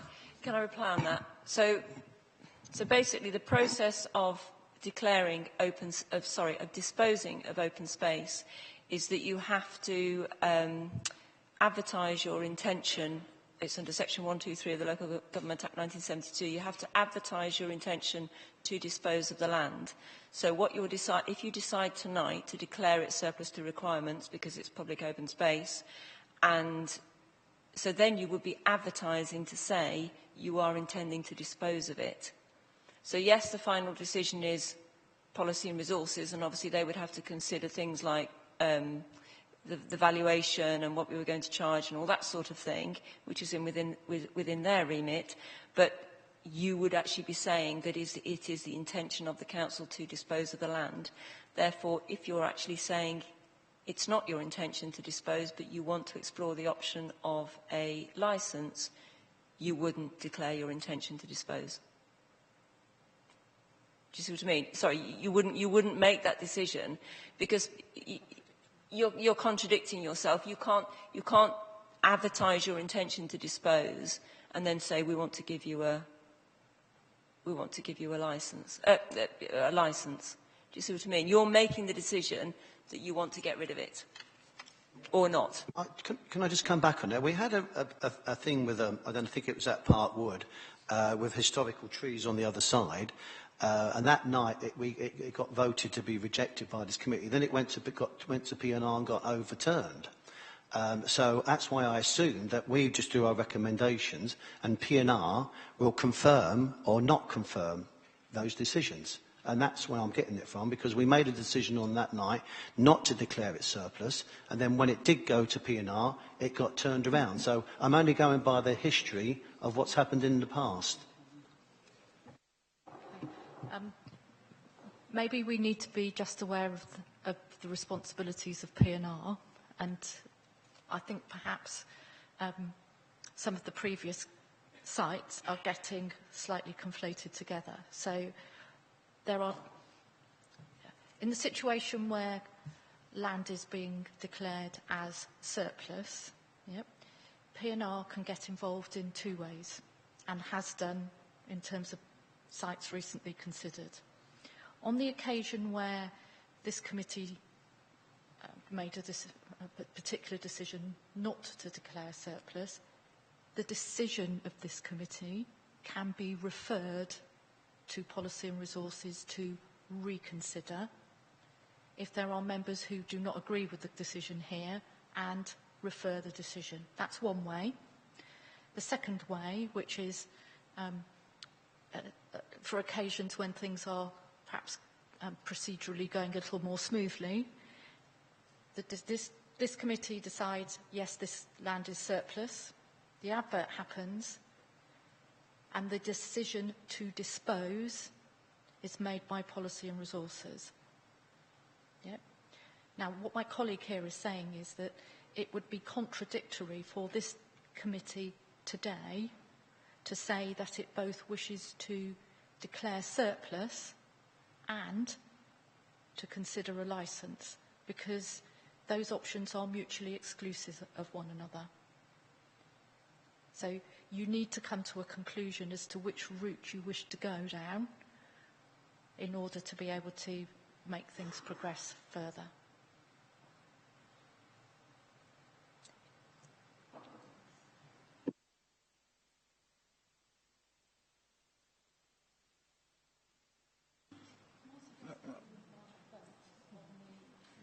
Yes, yes. Yes, I think we've talked this around the Houses, members, and I think we need to go to a vote on the recommendation. Was that seconded? Yes. That was Councillor Hinder. Can I just say before we do that I think the option is for Councillor Nagy's benefit, we'll be putting the cart before the horse if we do other recommendations. And I think this way we would retain one control, and also it gives time for planning and things to go forward on the actual, what they want to do at the stadium. So I think this is the best option that we should go for.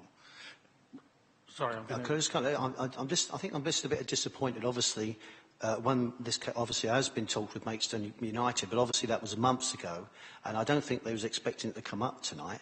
So I would have liked to have had the view of what they think of the licence at the moment, and if this is the sort of thing that they could take the Maidstone United Stadium forward. Because I'd be most disappointed to make a decision like that and find it's going to mess them up for their operations in the future.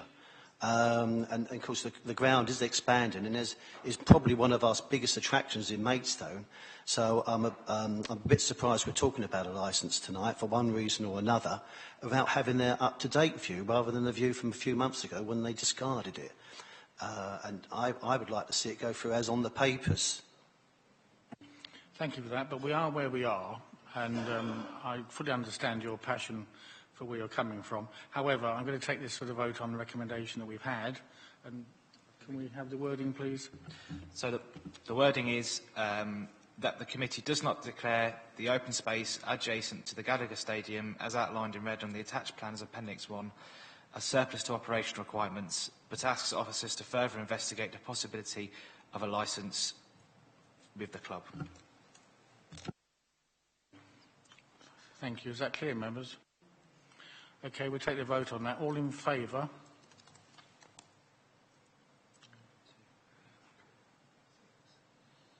Six. Against? One. Abstentions? None. That's carried, members. Thank you very much.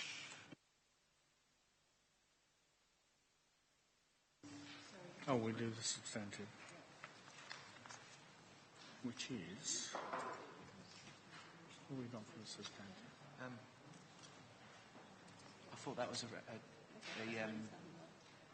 can't be an amendment if you're negating it. I thought that was a... Sorry? That can't be an amendment if it's negating the original one. No, it wasn't negating. Oh, okay.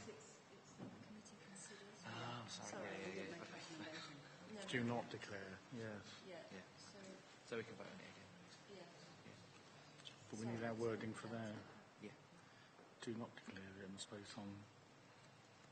Yes? Yeah, that's fine. We've just voted again. Sorry, Councillor. Mr. Chairman, as I spoke to you earlier, is it all right if I go now, please? Oh, yes. Thank you very much. Thank you.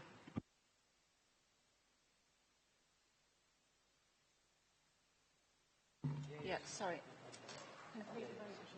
Yeah, sorry.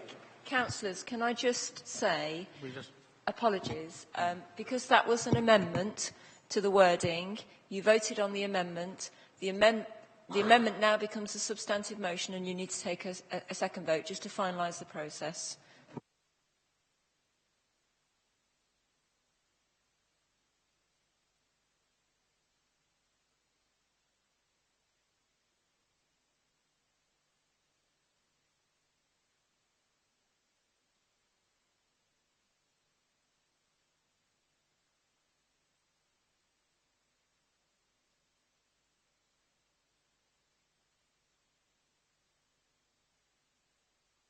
Right, we're now going to vote on the substantive, which Mr. Bailey will read out for us. Thank you.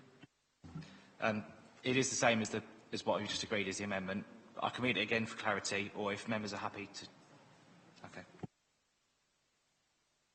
The vote, members? 6-4.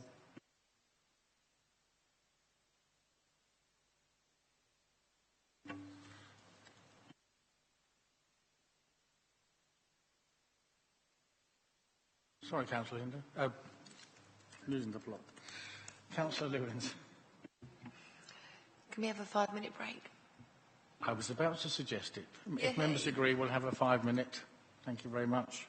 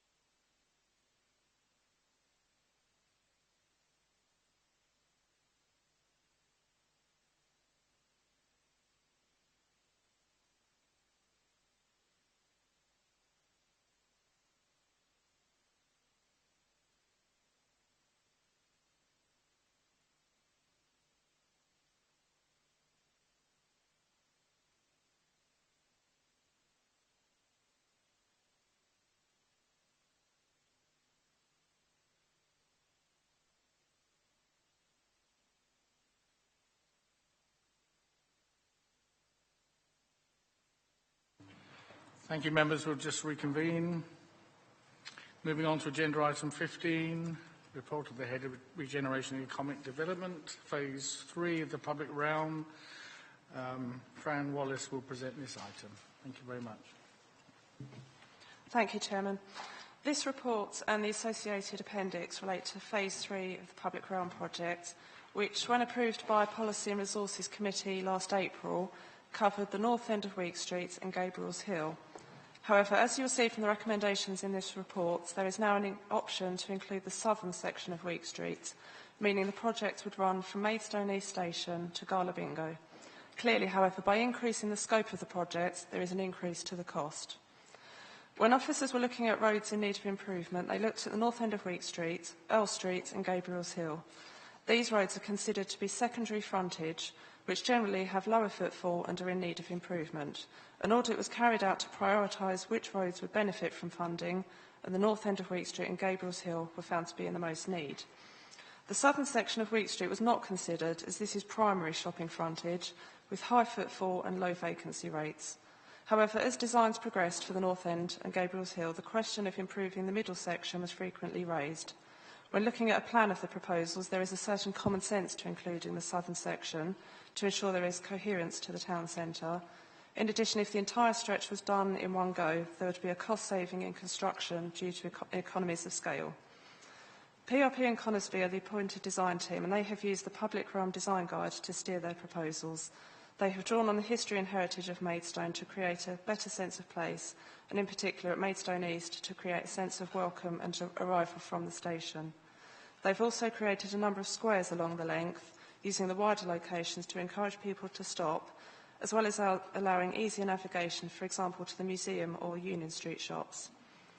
An officer group has been working with the design team, and sketch proposals were presented to the chairs and vice chairs of Heritage, Culture and Leisure, Communities, Housing and Environment and Policy and Resources Committees back in January.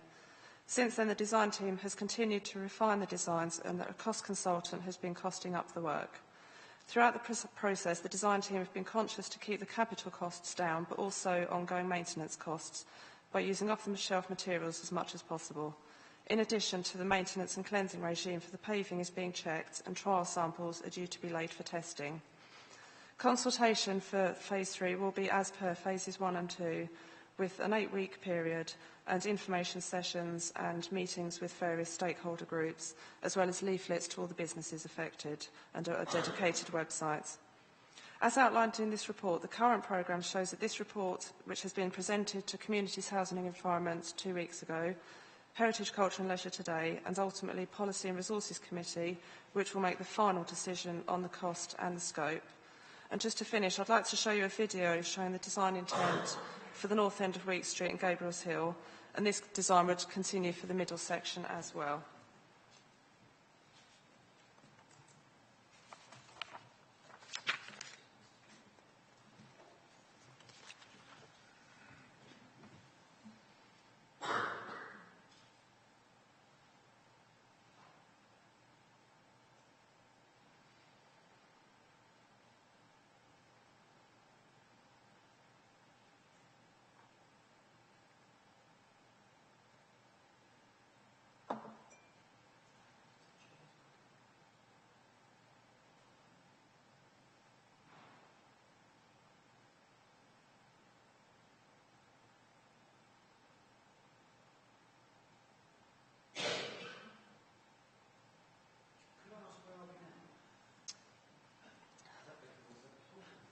Yes, this is just coming up to where Hayden's Pharmacy is on the corner. And there's, I think, an off-licence and a newsagent just on the left there.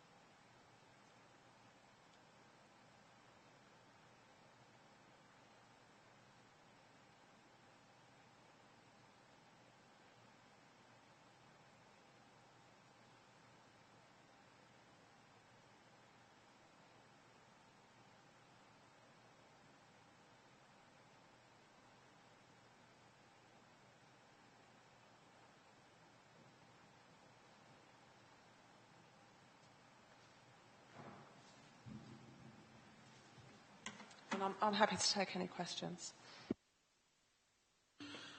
Thank you, Fran. That was a very good report, and thank you for showing that video.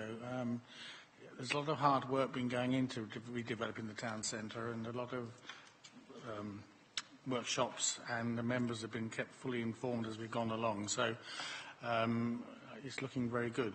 I will ask members to ask any questions they wish to Fran on this item. Councillor Rowles.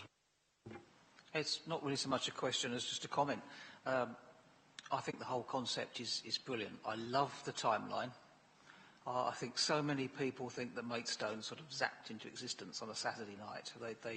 They've never heard of the Peasants' Revolt and the Battle of Maidstone, etc. And I think that timeline might give something to think about, might lead on to something else. I don't think that showed the Iggy footprints that are going to go off possibly towards the museum. And the crossover point, sending people off in directions, making them look up at the Pargetry, etc. I think it's very good. But I know it's all down to money, but I really do believe that we need to do the whole thing.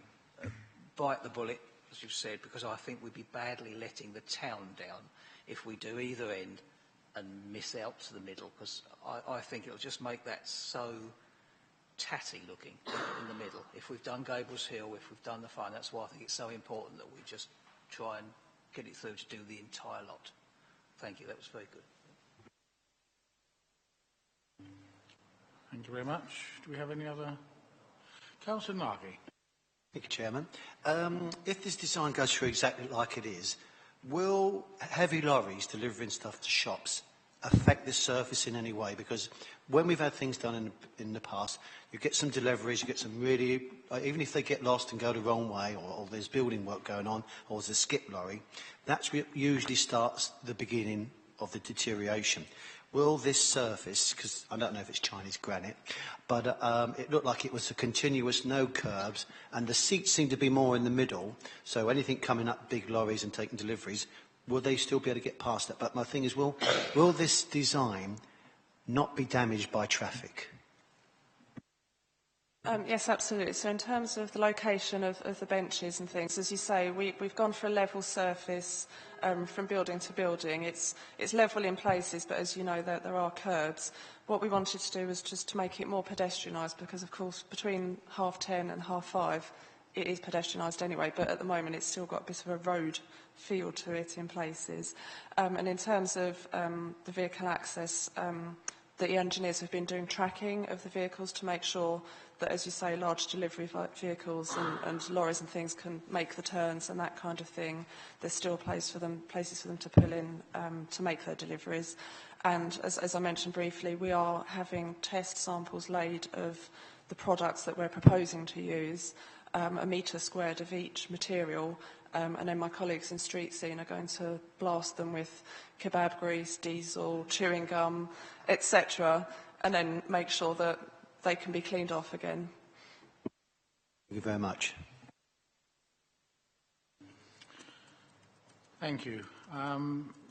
Just a bit of advice, well, not advice, just a comment really. I mean, in the past, I think enforcement here is going to be an issue, obviously, because after 10:30 we do know that we still get loading and unloading in Week Street, which is a problem, especially with so many pedestrians. And also, I do recall that we had bollards put in the last update, and they were in the wrong place. They had to be removed because of, again, traffic.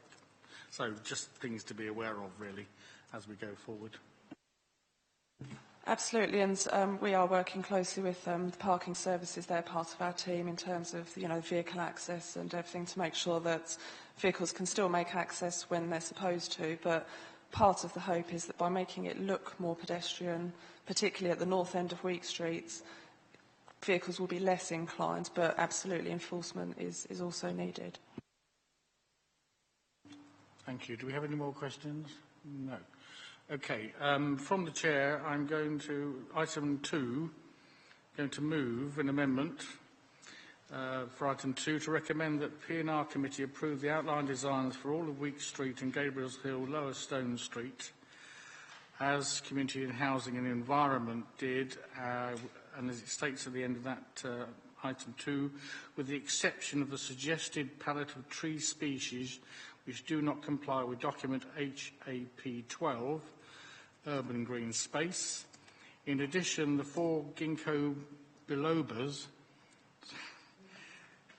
sorry, it's not here, at the bottom of Gabriel's Hill, which should be removed and replaced with trees native to southeast England as per HAP 12, urban green space. Do I have a seconder for that? Councillor Wilson? Your hand, I think, was just a fraction above. Right. Can we vote on that number 2 first, please?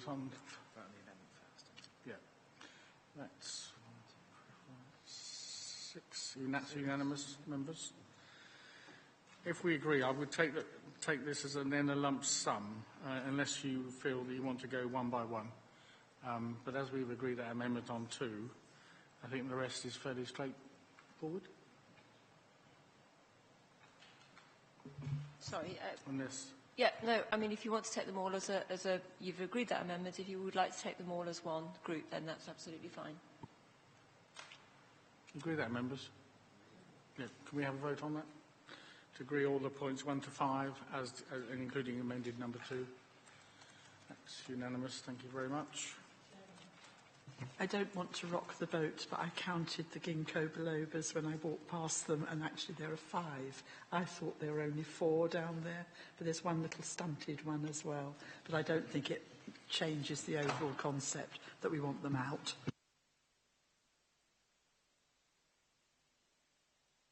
Okay, don't we get down that road. I don't think we want to pop back and count.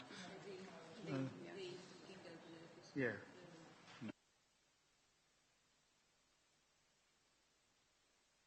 Thank you very much. Thank you, Fran, for that very good presentation. Thank you.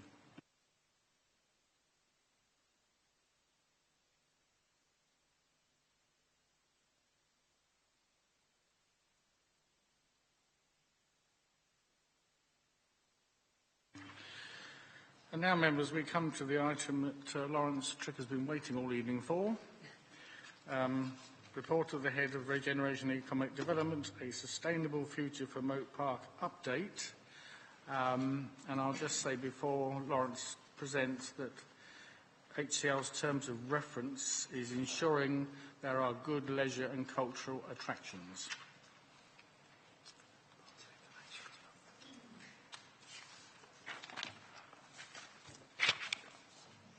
I just need to remind members there is information contained in an exempt appendix to this report that should not be discussed in public. If members wish to discuss the information contained in the exempt appendix, we will have to move to exclude the press and public. Is that agreed, members? Thank you. Mr. Tricker, would you like to give us your best? Thank you very much, Chairman and members. The key headlines I'd like to bring out of the report that's been presented this evening are to give you an update on the progress made on the projects within Moat Park, which will contribute to the sustainable future of Moat Park. This update provides information on the revised project budgets that are within the existing capital allocation, already previously approved for Moat Park by HCL and the Policy and Resources Committee. The report sets out the revised business case for the investments and the Council is making in Moat Park, demonstrating the commercial and community benefits and the return on our capital over time.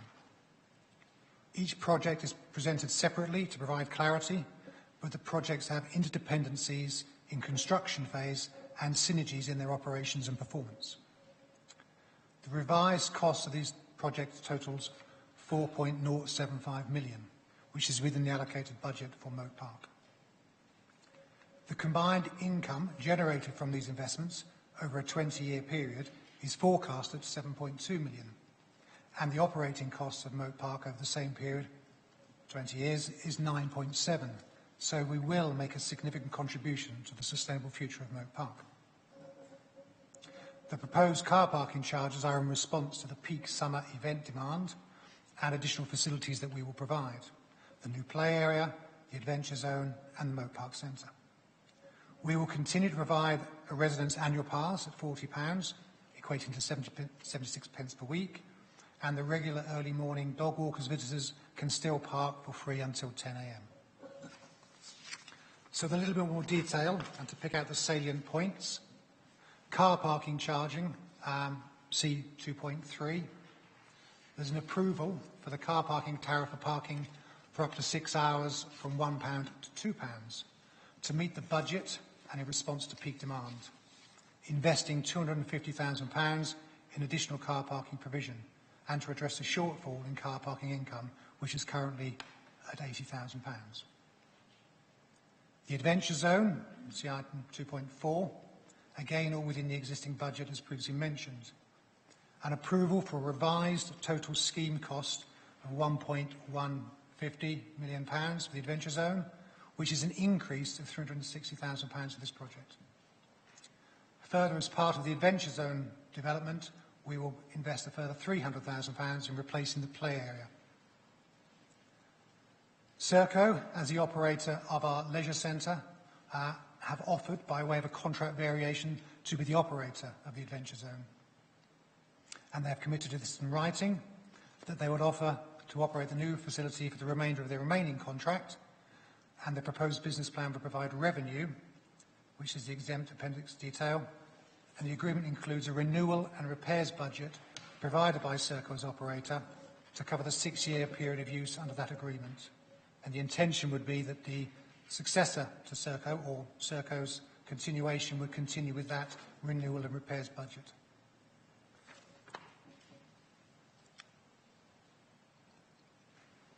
The Moat Park Centre, point 2.5. Again, all within the existing overall Moat Park programme. And approve a revised total scheme cost of 1.75. The original allocation was 2.5, so we're bringing that in as a reduction of £750,000.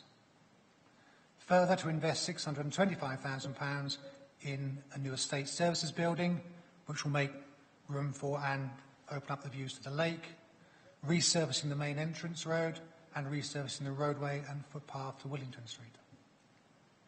The Moat Park Centre will include a cafe, restaurant, flexible community hire space, and the key facilities of toilet, staff, and volunteer office space.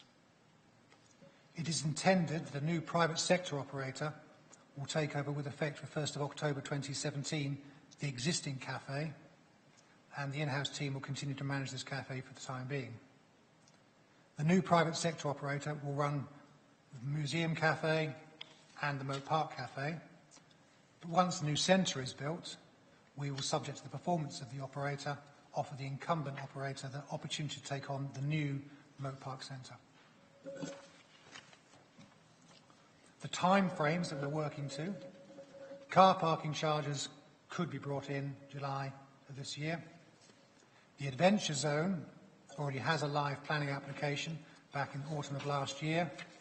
We hope to achieve planning consent by June, and we would start on site in September or October, with a practical completion of the Adventure Zone opening in the spring of 2018.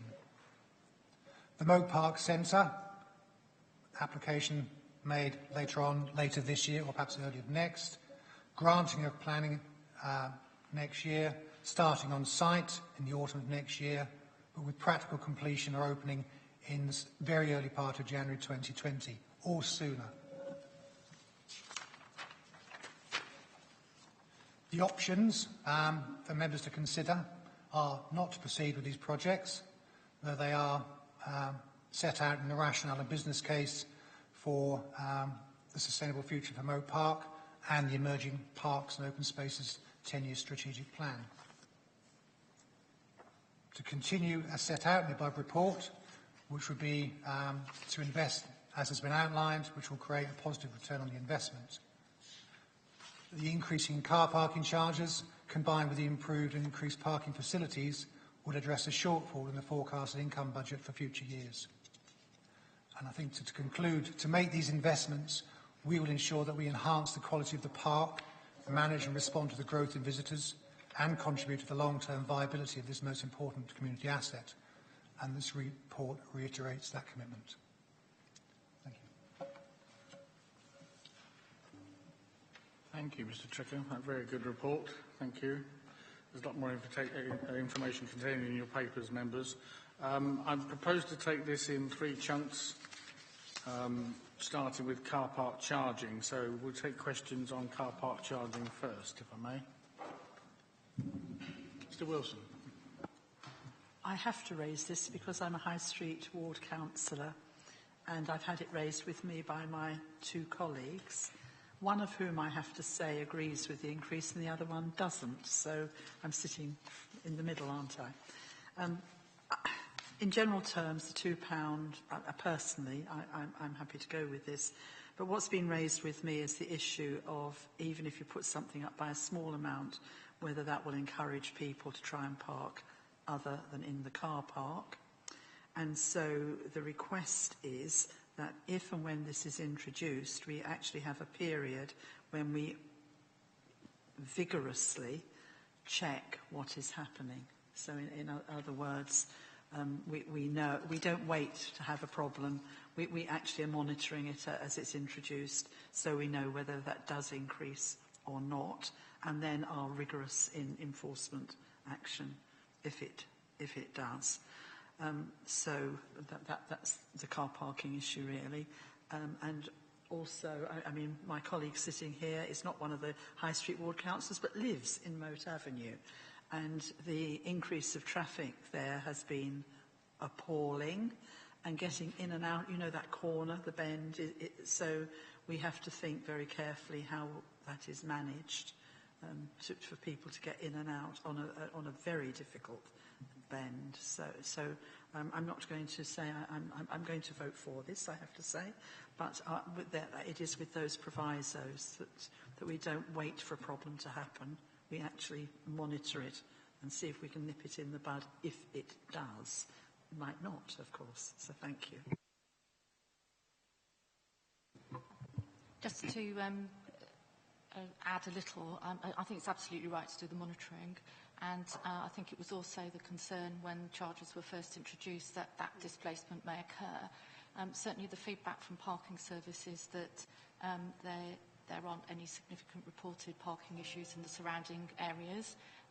But obviously parking and traffic movement is dynamic, so it's absolutely right to monitor that very closely. And I think that will be especially the case as new activities are introduced, because that in itself makes Moat Park even more of a destination than it has been up until now. Thank you very much. Councillor Nagy. Thank you, Chairman. With the parking revenue, over the last few years we've had a discussion about the revenue, where it goes, and many meetings, and we've talked about it. Is it still now confirmed that the revenue from car parking will stay, particularly to be spent in Moat Park? Or is it still the case that it goes to a general fund if there's any surplus? Because I think that we've had a meeting quite a few times and all the councillors confirmed that, in their view, the understanding was that any surplus in the revenue to car parking would stay dedicated to be spent in Moat Park. Did we ever sort that one out?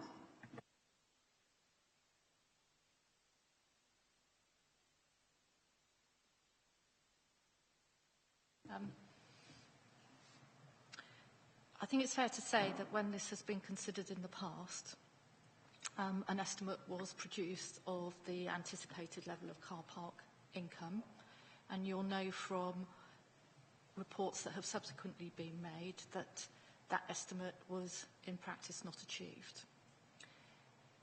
So the original decision making by this committee identified a number of applications for the car parking income, including some of it to be spent in Moat Park and some of it to be added to the general fund. So if I can just give you a couple of examples of what the money is being spent on with respect to Moat Park itself. We were able to put permanent arrangements in place for the management of the park and to do further work to maintain trees and so on.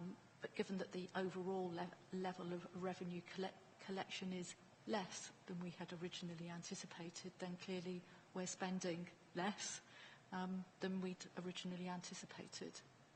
I hope that goes some way to answering your question. Part of the objective behind our recommendation for tariff levels going forward is that should allow us to reach the originally anticipated level of income, so we can revert to the original objectives, if you like. So I think that's where the tying back happens to the original decision of this committee. But I do not think it is true that a decision was made that all parking income from the Moat Park car park would be additional revenue for Moat Park.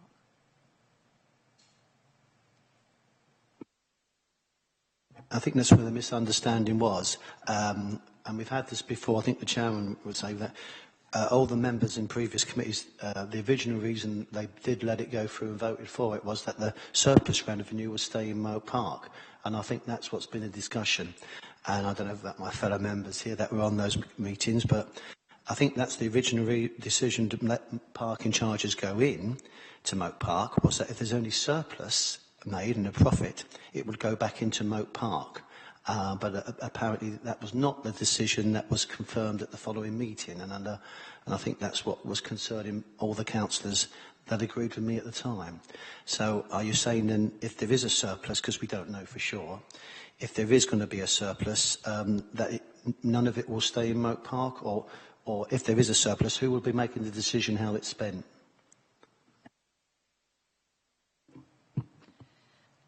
So if a decision is made today that has the impact of increasing the actual amount of money that we collect, then that is already accounted for in our budgetary assumptions for the 17-18 financial year. And I think at the moment this report doesn't go any further than that. If the amount of money collected was to exceed that amount of money, then we would need to consider how that money was applied. This report doesn't address that. It simply tries to take us to a point where we originally envisaged we would be. I think it's also fair to say that the proposal to increase the tariff is not simply a budget gap closing proposal. It's also justified because at significant parts of the year, the amount of parking that is taking place, the demand for parking, is exceeding the supply of parking available. And so what you would ordinarily do in those circumstances is consider whether or not to put your price up. That is both a parking technical consideration and a commercial consideration. So in attempting to answer your question about what would happen to any surplus, the surplus already planned for would be budgeted for as is already reflected in our budget, and any money beyond that we can then consider how that might be applied.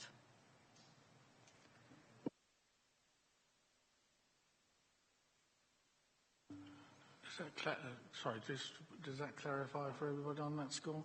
I was just thinking whether Mr. Tricker wants to come back on item 6 of his report just to refresh us on the figures with the car park income, etc.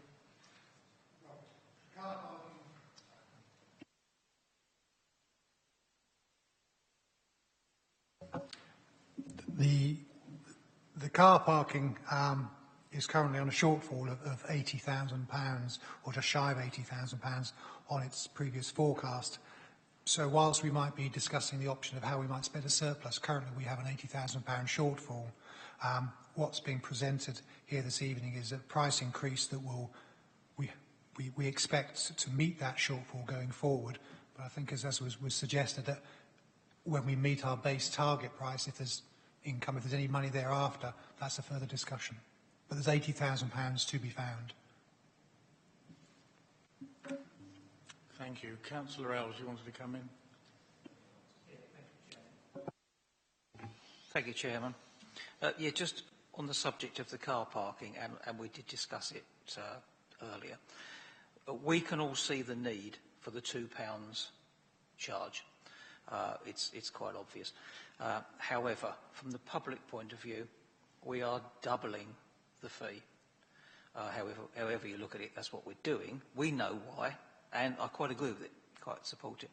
But as I spoke earlier, I have a few cynical people in my ward that may well think we're doubling the fee because I need my moat cleaned out or something.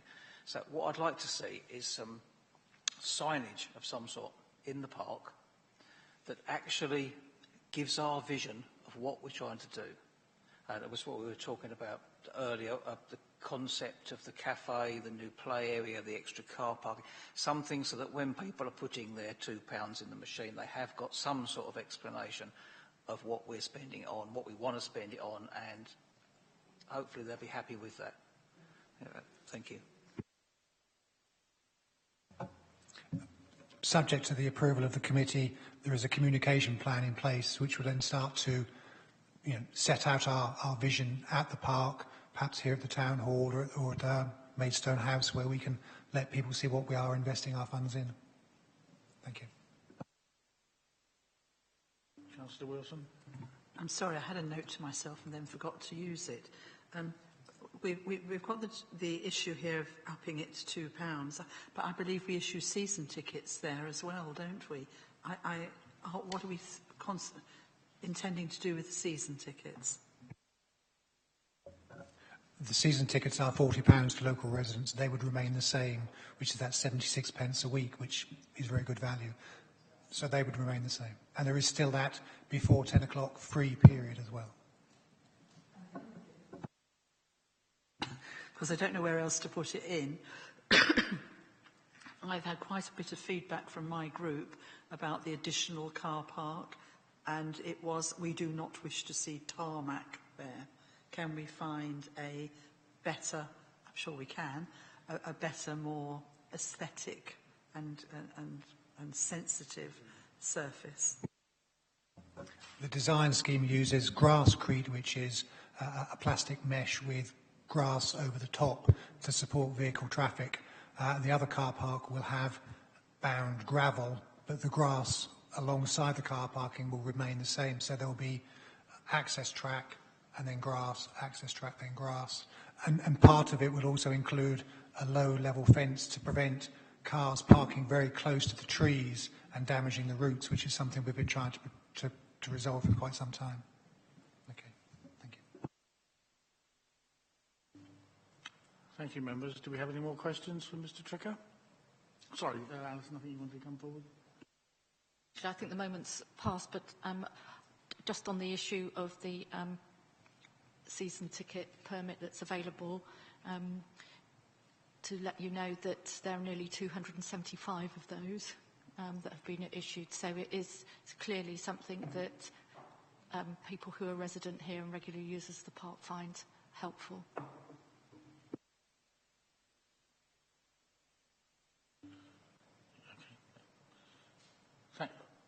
Councillor Nagy, be quick.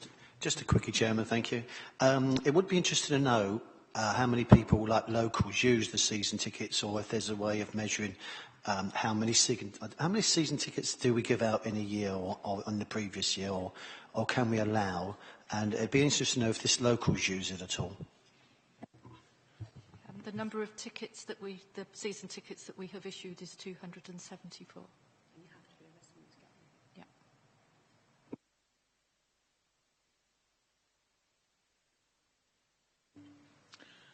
Okay, members, if we've got no more questions, I propose that we take one as is written.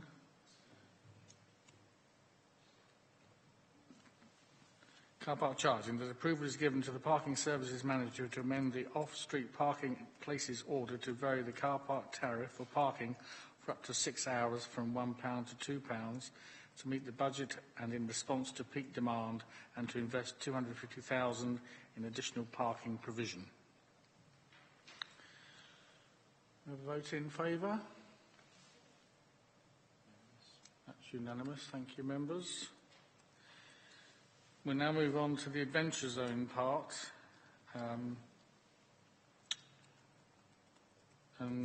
Any questions for Mr. Tricker on the Adventure Zone?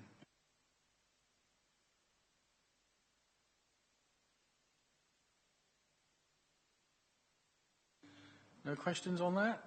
Okay, well, there is an amendment to be made on 2.4, which I will read out before we go any further. To delegate authority to the Director of Finance and Business Improvement to award the contract to the successful bidders for the construction of the Adventure Zone in line with the contract procedure rules. Following a briefing, this is what I want to add, following a briefing with the Chair of Heritage, Culture and Leisure Committee on the procurement process and outcome. Is that seconded, Councillor Wilson? Thank you very much.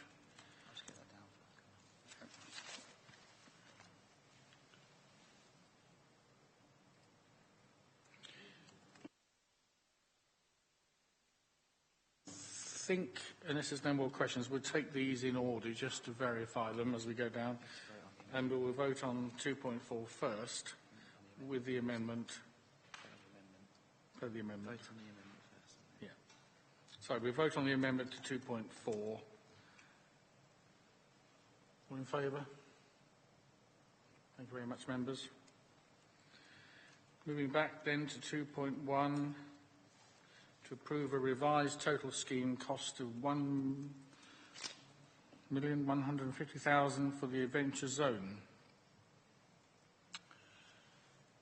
Vote, members, thank you very much. That's unanimous.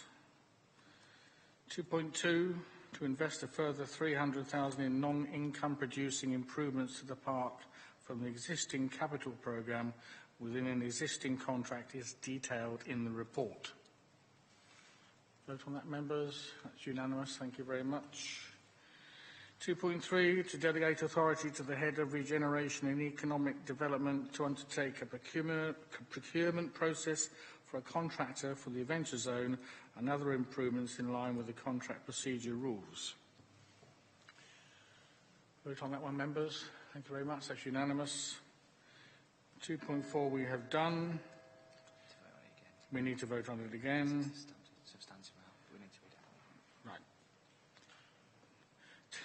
Okay. To delegate authority to the Director of Finance and Business Improvement to award the contract to the successful bidders for the construction of Adventure Zone in line with the contract procedure rules, following a briefing with the Chair of Heritage, Culture and Leisure Committee on the procurement process and outcome. Vote on that, members. Unanimous. Thank you very much. 2.5, to delegate authority to the Head of Mid-Kent Legal Services to enter into contracts and any other necessary agreements for the construction of the Adventure Zone. Vote on that, members. That's unanimous. Thank you very much. We'll move on to the Moat Park Centre. So do I have questions from Mr. Tricker on the Moat Park Centre?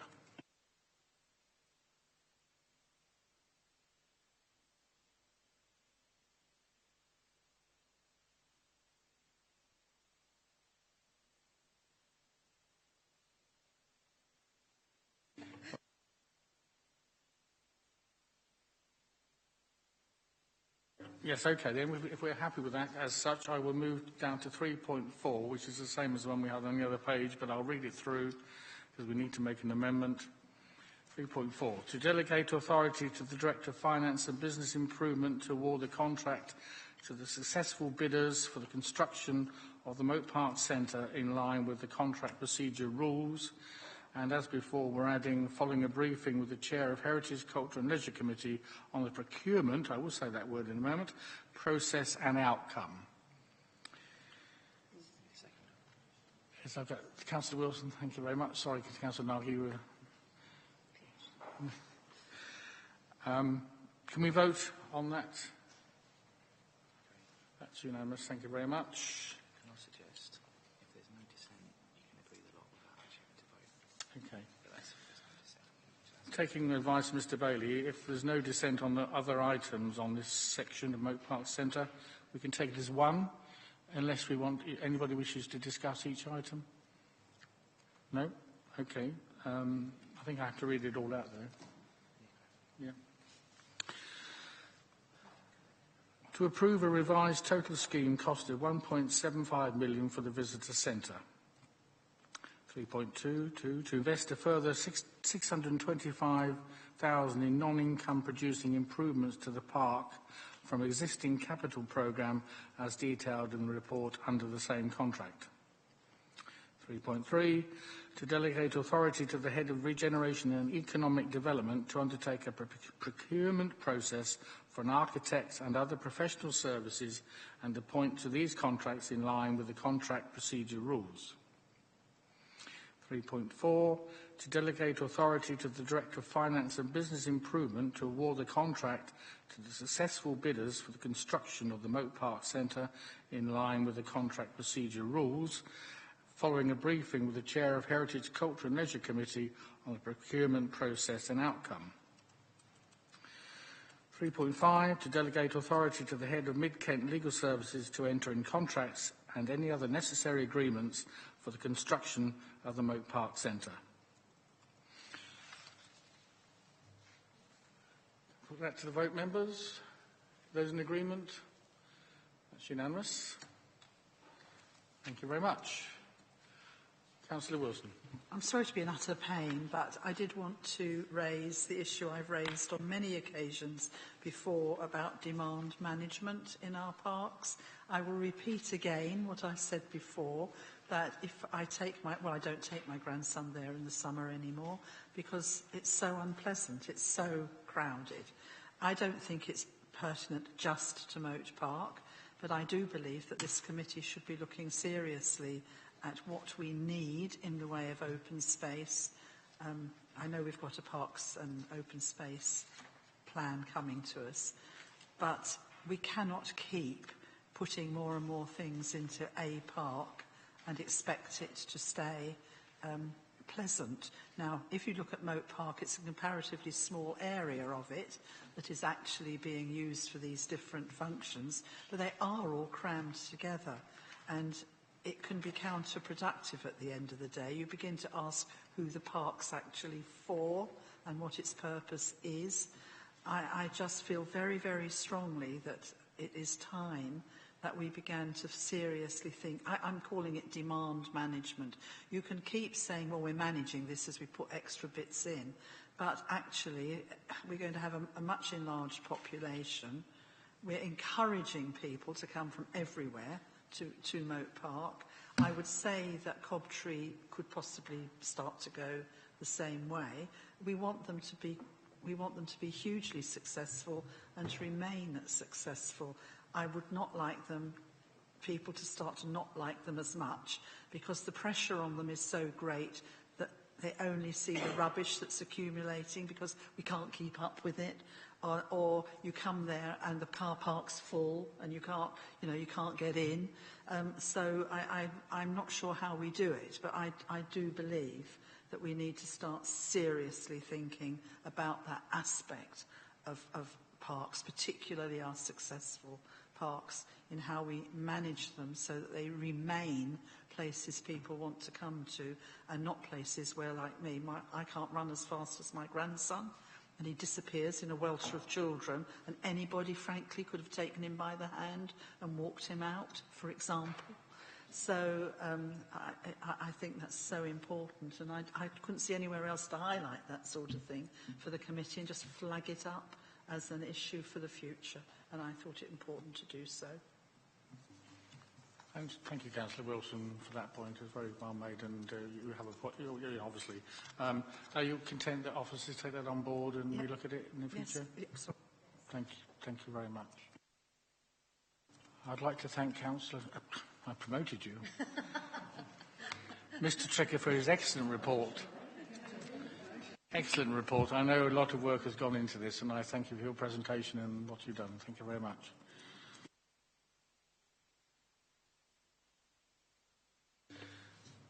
Thank you, members. Last but not least, we move on to agenda item 17, committee work programme. We're up to date, obviously, the 4th of April. Do we have any comments on the future programme?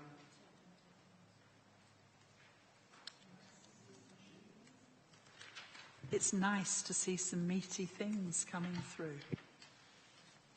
Yes, let it not be said that this committee doesn't have meaty things. We do, and we like meaty things, even if they do cause us a little bit of stress from time to time. Sorry. If I may just make an observation, and maybe we can take some learning from a couple of items that were considered earlier this evening. I notice on the programme that there is another site disposal coming up, and I just wanted to canvass your view really as to how strongly wedded we are to bringing that in June. And the reason for asking the question is to suggest that it may be worthwhile considering some policy and criteria, putting those in place before we consider the next surplus to requirements debate, if you like. So I just wanted to raise it. I realise I've sort of caught you on the hoof a little, but maybe it's just worth considering so that we have something very clear against which to measure proposals for disposal, as opposed to simply considering each one totally in isolation from any overall approach. From the Chair, can I fully agree with what you're saying? We've obviously had some rough rides with these particular items, and I, for one, would be grateful if we could actually come up with a policy where we looked at them beforehand, because obviously, like today, a lot of information has come in very late, shall we say. Not anybody's fault, but I think we need to do a lot more homework before they come to committee, because obviously we obviously don't want to have the issue where because it's a planning issue, we can't discuss it because we had that when we first did the first one. So, yes, please. I think, unless there's any other comments from the committee, I think that's a very good move. Councillor Nagy. Thank you, Chair. Well, when this first came up at the first season of this committee, I can't remember which it was. I think it might have been the one with the hedges, which Gordon Newton came to and stuff. And on that night, we got told our decision on the night is yes or no. I think members will remember that. And, of course, we said, well, obviously, if we're going to make an informed decision, we need to be informed. And that's how it's gone on. It seems like it's been a learning curve for land being declared surplus to requirements this year. So I would like to see, because obviously a lot of people, especially the football club, have been waiting a long time for a decision to be made one way or another on this bit of land, and to it to come to all hoping it would go to the next stage. So we've got to bear in mind that there's a lot of people here that are waiting for decisions for the council to be made. And obviously, one of the things I would suggest is when officers are writing to people, if they say it's going to go to the next committee, it must go to the next committee. If there's any doubt, just a quick word and said, we hope to make it go to the next meeting, and that would do our reputation a great service. And obviously, when we do have to make a decision on night, we have got some facts. I mean, Jason Taylor earlier, he came up with some road schemes, and we had a planning officer here, because we have to look at, we have to ask questions, and we need officers there to answer our questions. And I think that's what's kicked it off this year. It's just to be said, well, our decision is yes or no, and not really ask any questions. But what came out of that was we can make recommendations. And that's how we've been doing it. We can make recommendations that go to PR to be confirmed or to be turned around or whatever PR decide. So I think it would be nice to have some of the ground rules there. Otherwise, we just might as well just take it straight to P&R and save all this hassle. But if the system is it does have to come to us, then we need to know on the night that officers, if any questions come up, that officers can answer the questions. I don't know if people, fellow members, remember that we did have Jason Taylor, and we had someone for parking that night because it was mainly all highways issues. But that's what we need to know, and I think that would be nice to have some sort of ground rules set out. But the main thing must be that if it comes on the night, we have to make the decision on the night because people now expect us to make that decision. And they all know it's not the final decision because it still has to go to PR. So, and one of the things is if something does get changed as it is tonight, there is a bit of urgency to get it sorted because our next meeting's not till June. So that would be another couple of months wondering what's going on. That's just my view on it. I don't know what other members think. But not all the members are here at the moment. Thank you, Councillor Nagy. Councillor Wilson. I think we have to recognise that mostly when something like this comes to this committee, it's not because we've gone to somebody and said we want to dispose of this. It can happen that way, but it's very rare. Usually it's the other way on, that somebody's come, or an organisation has come to us. And so it's going to be obvious, I think, that there will be emotions involved with it. I would welcome if we have some ground rules, but I don't want to find that they're constraining, telling us that this is definitely a no-no, or this is... because if you look at the cases that we've had, each one has been sort of unique in one way or another. So it's difficult to sort of put a straitjacket round them. And I think the comment I would make is that we are being asked to make a decision as to whether a piece of land should be declared surplus to requirements or not. And I'm going to have to say this, mostly the reports we have had have not given enough information for somebody to be able to make a rational judgment on that. And a lot of the issues that have come out of it has been because, like I was thinking, oh, this is going to be straightforward, but I thought, oh, I don't understand the area. I think I'll go and have a look at it. And I wish I'd done it earlier, because it was sort of like less than 24 hours then to say to officers, oops, I'm a bit worried about this, because so many questions arose from you actually looking at it. That's one of the reasons I'm pleased that we said, well, let's investigate the licence side of things. And also where I agree with Councillor Nagy is that amongst all of that and all that emotion that's always there with this sort of thing, we do need to also manage things in a timely manner. If you look at the case histories of some of them, for whatever reason, and usually there are legitimate reasons, but it doesn't feel like that for the people involved, the delay has been the issue that's made people get more and more aerated.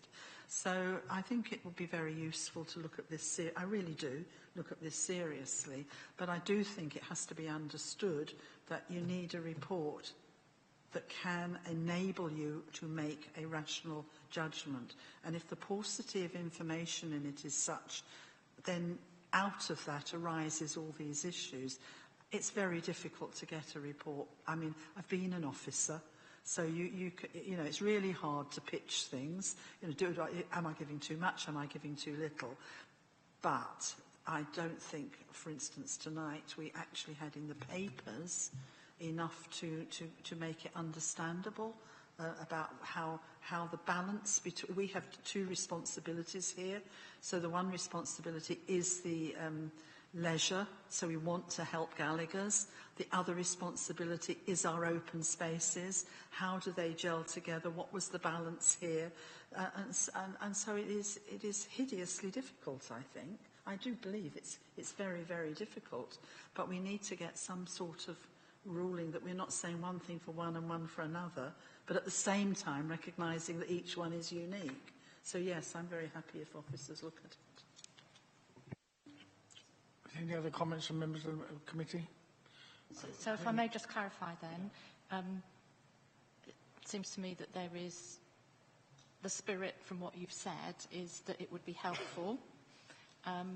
So what I need to clarify is, are you prepared to take such a report before you consider the next item where the declaring surplus decision will be needed? And if that is the case, then it would mean scheduling, I think it's the Hell Place report for July rather than June, or at least until after a policy has been agreed. I just wanted to just clarify around the consequences.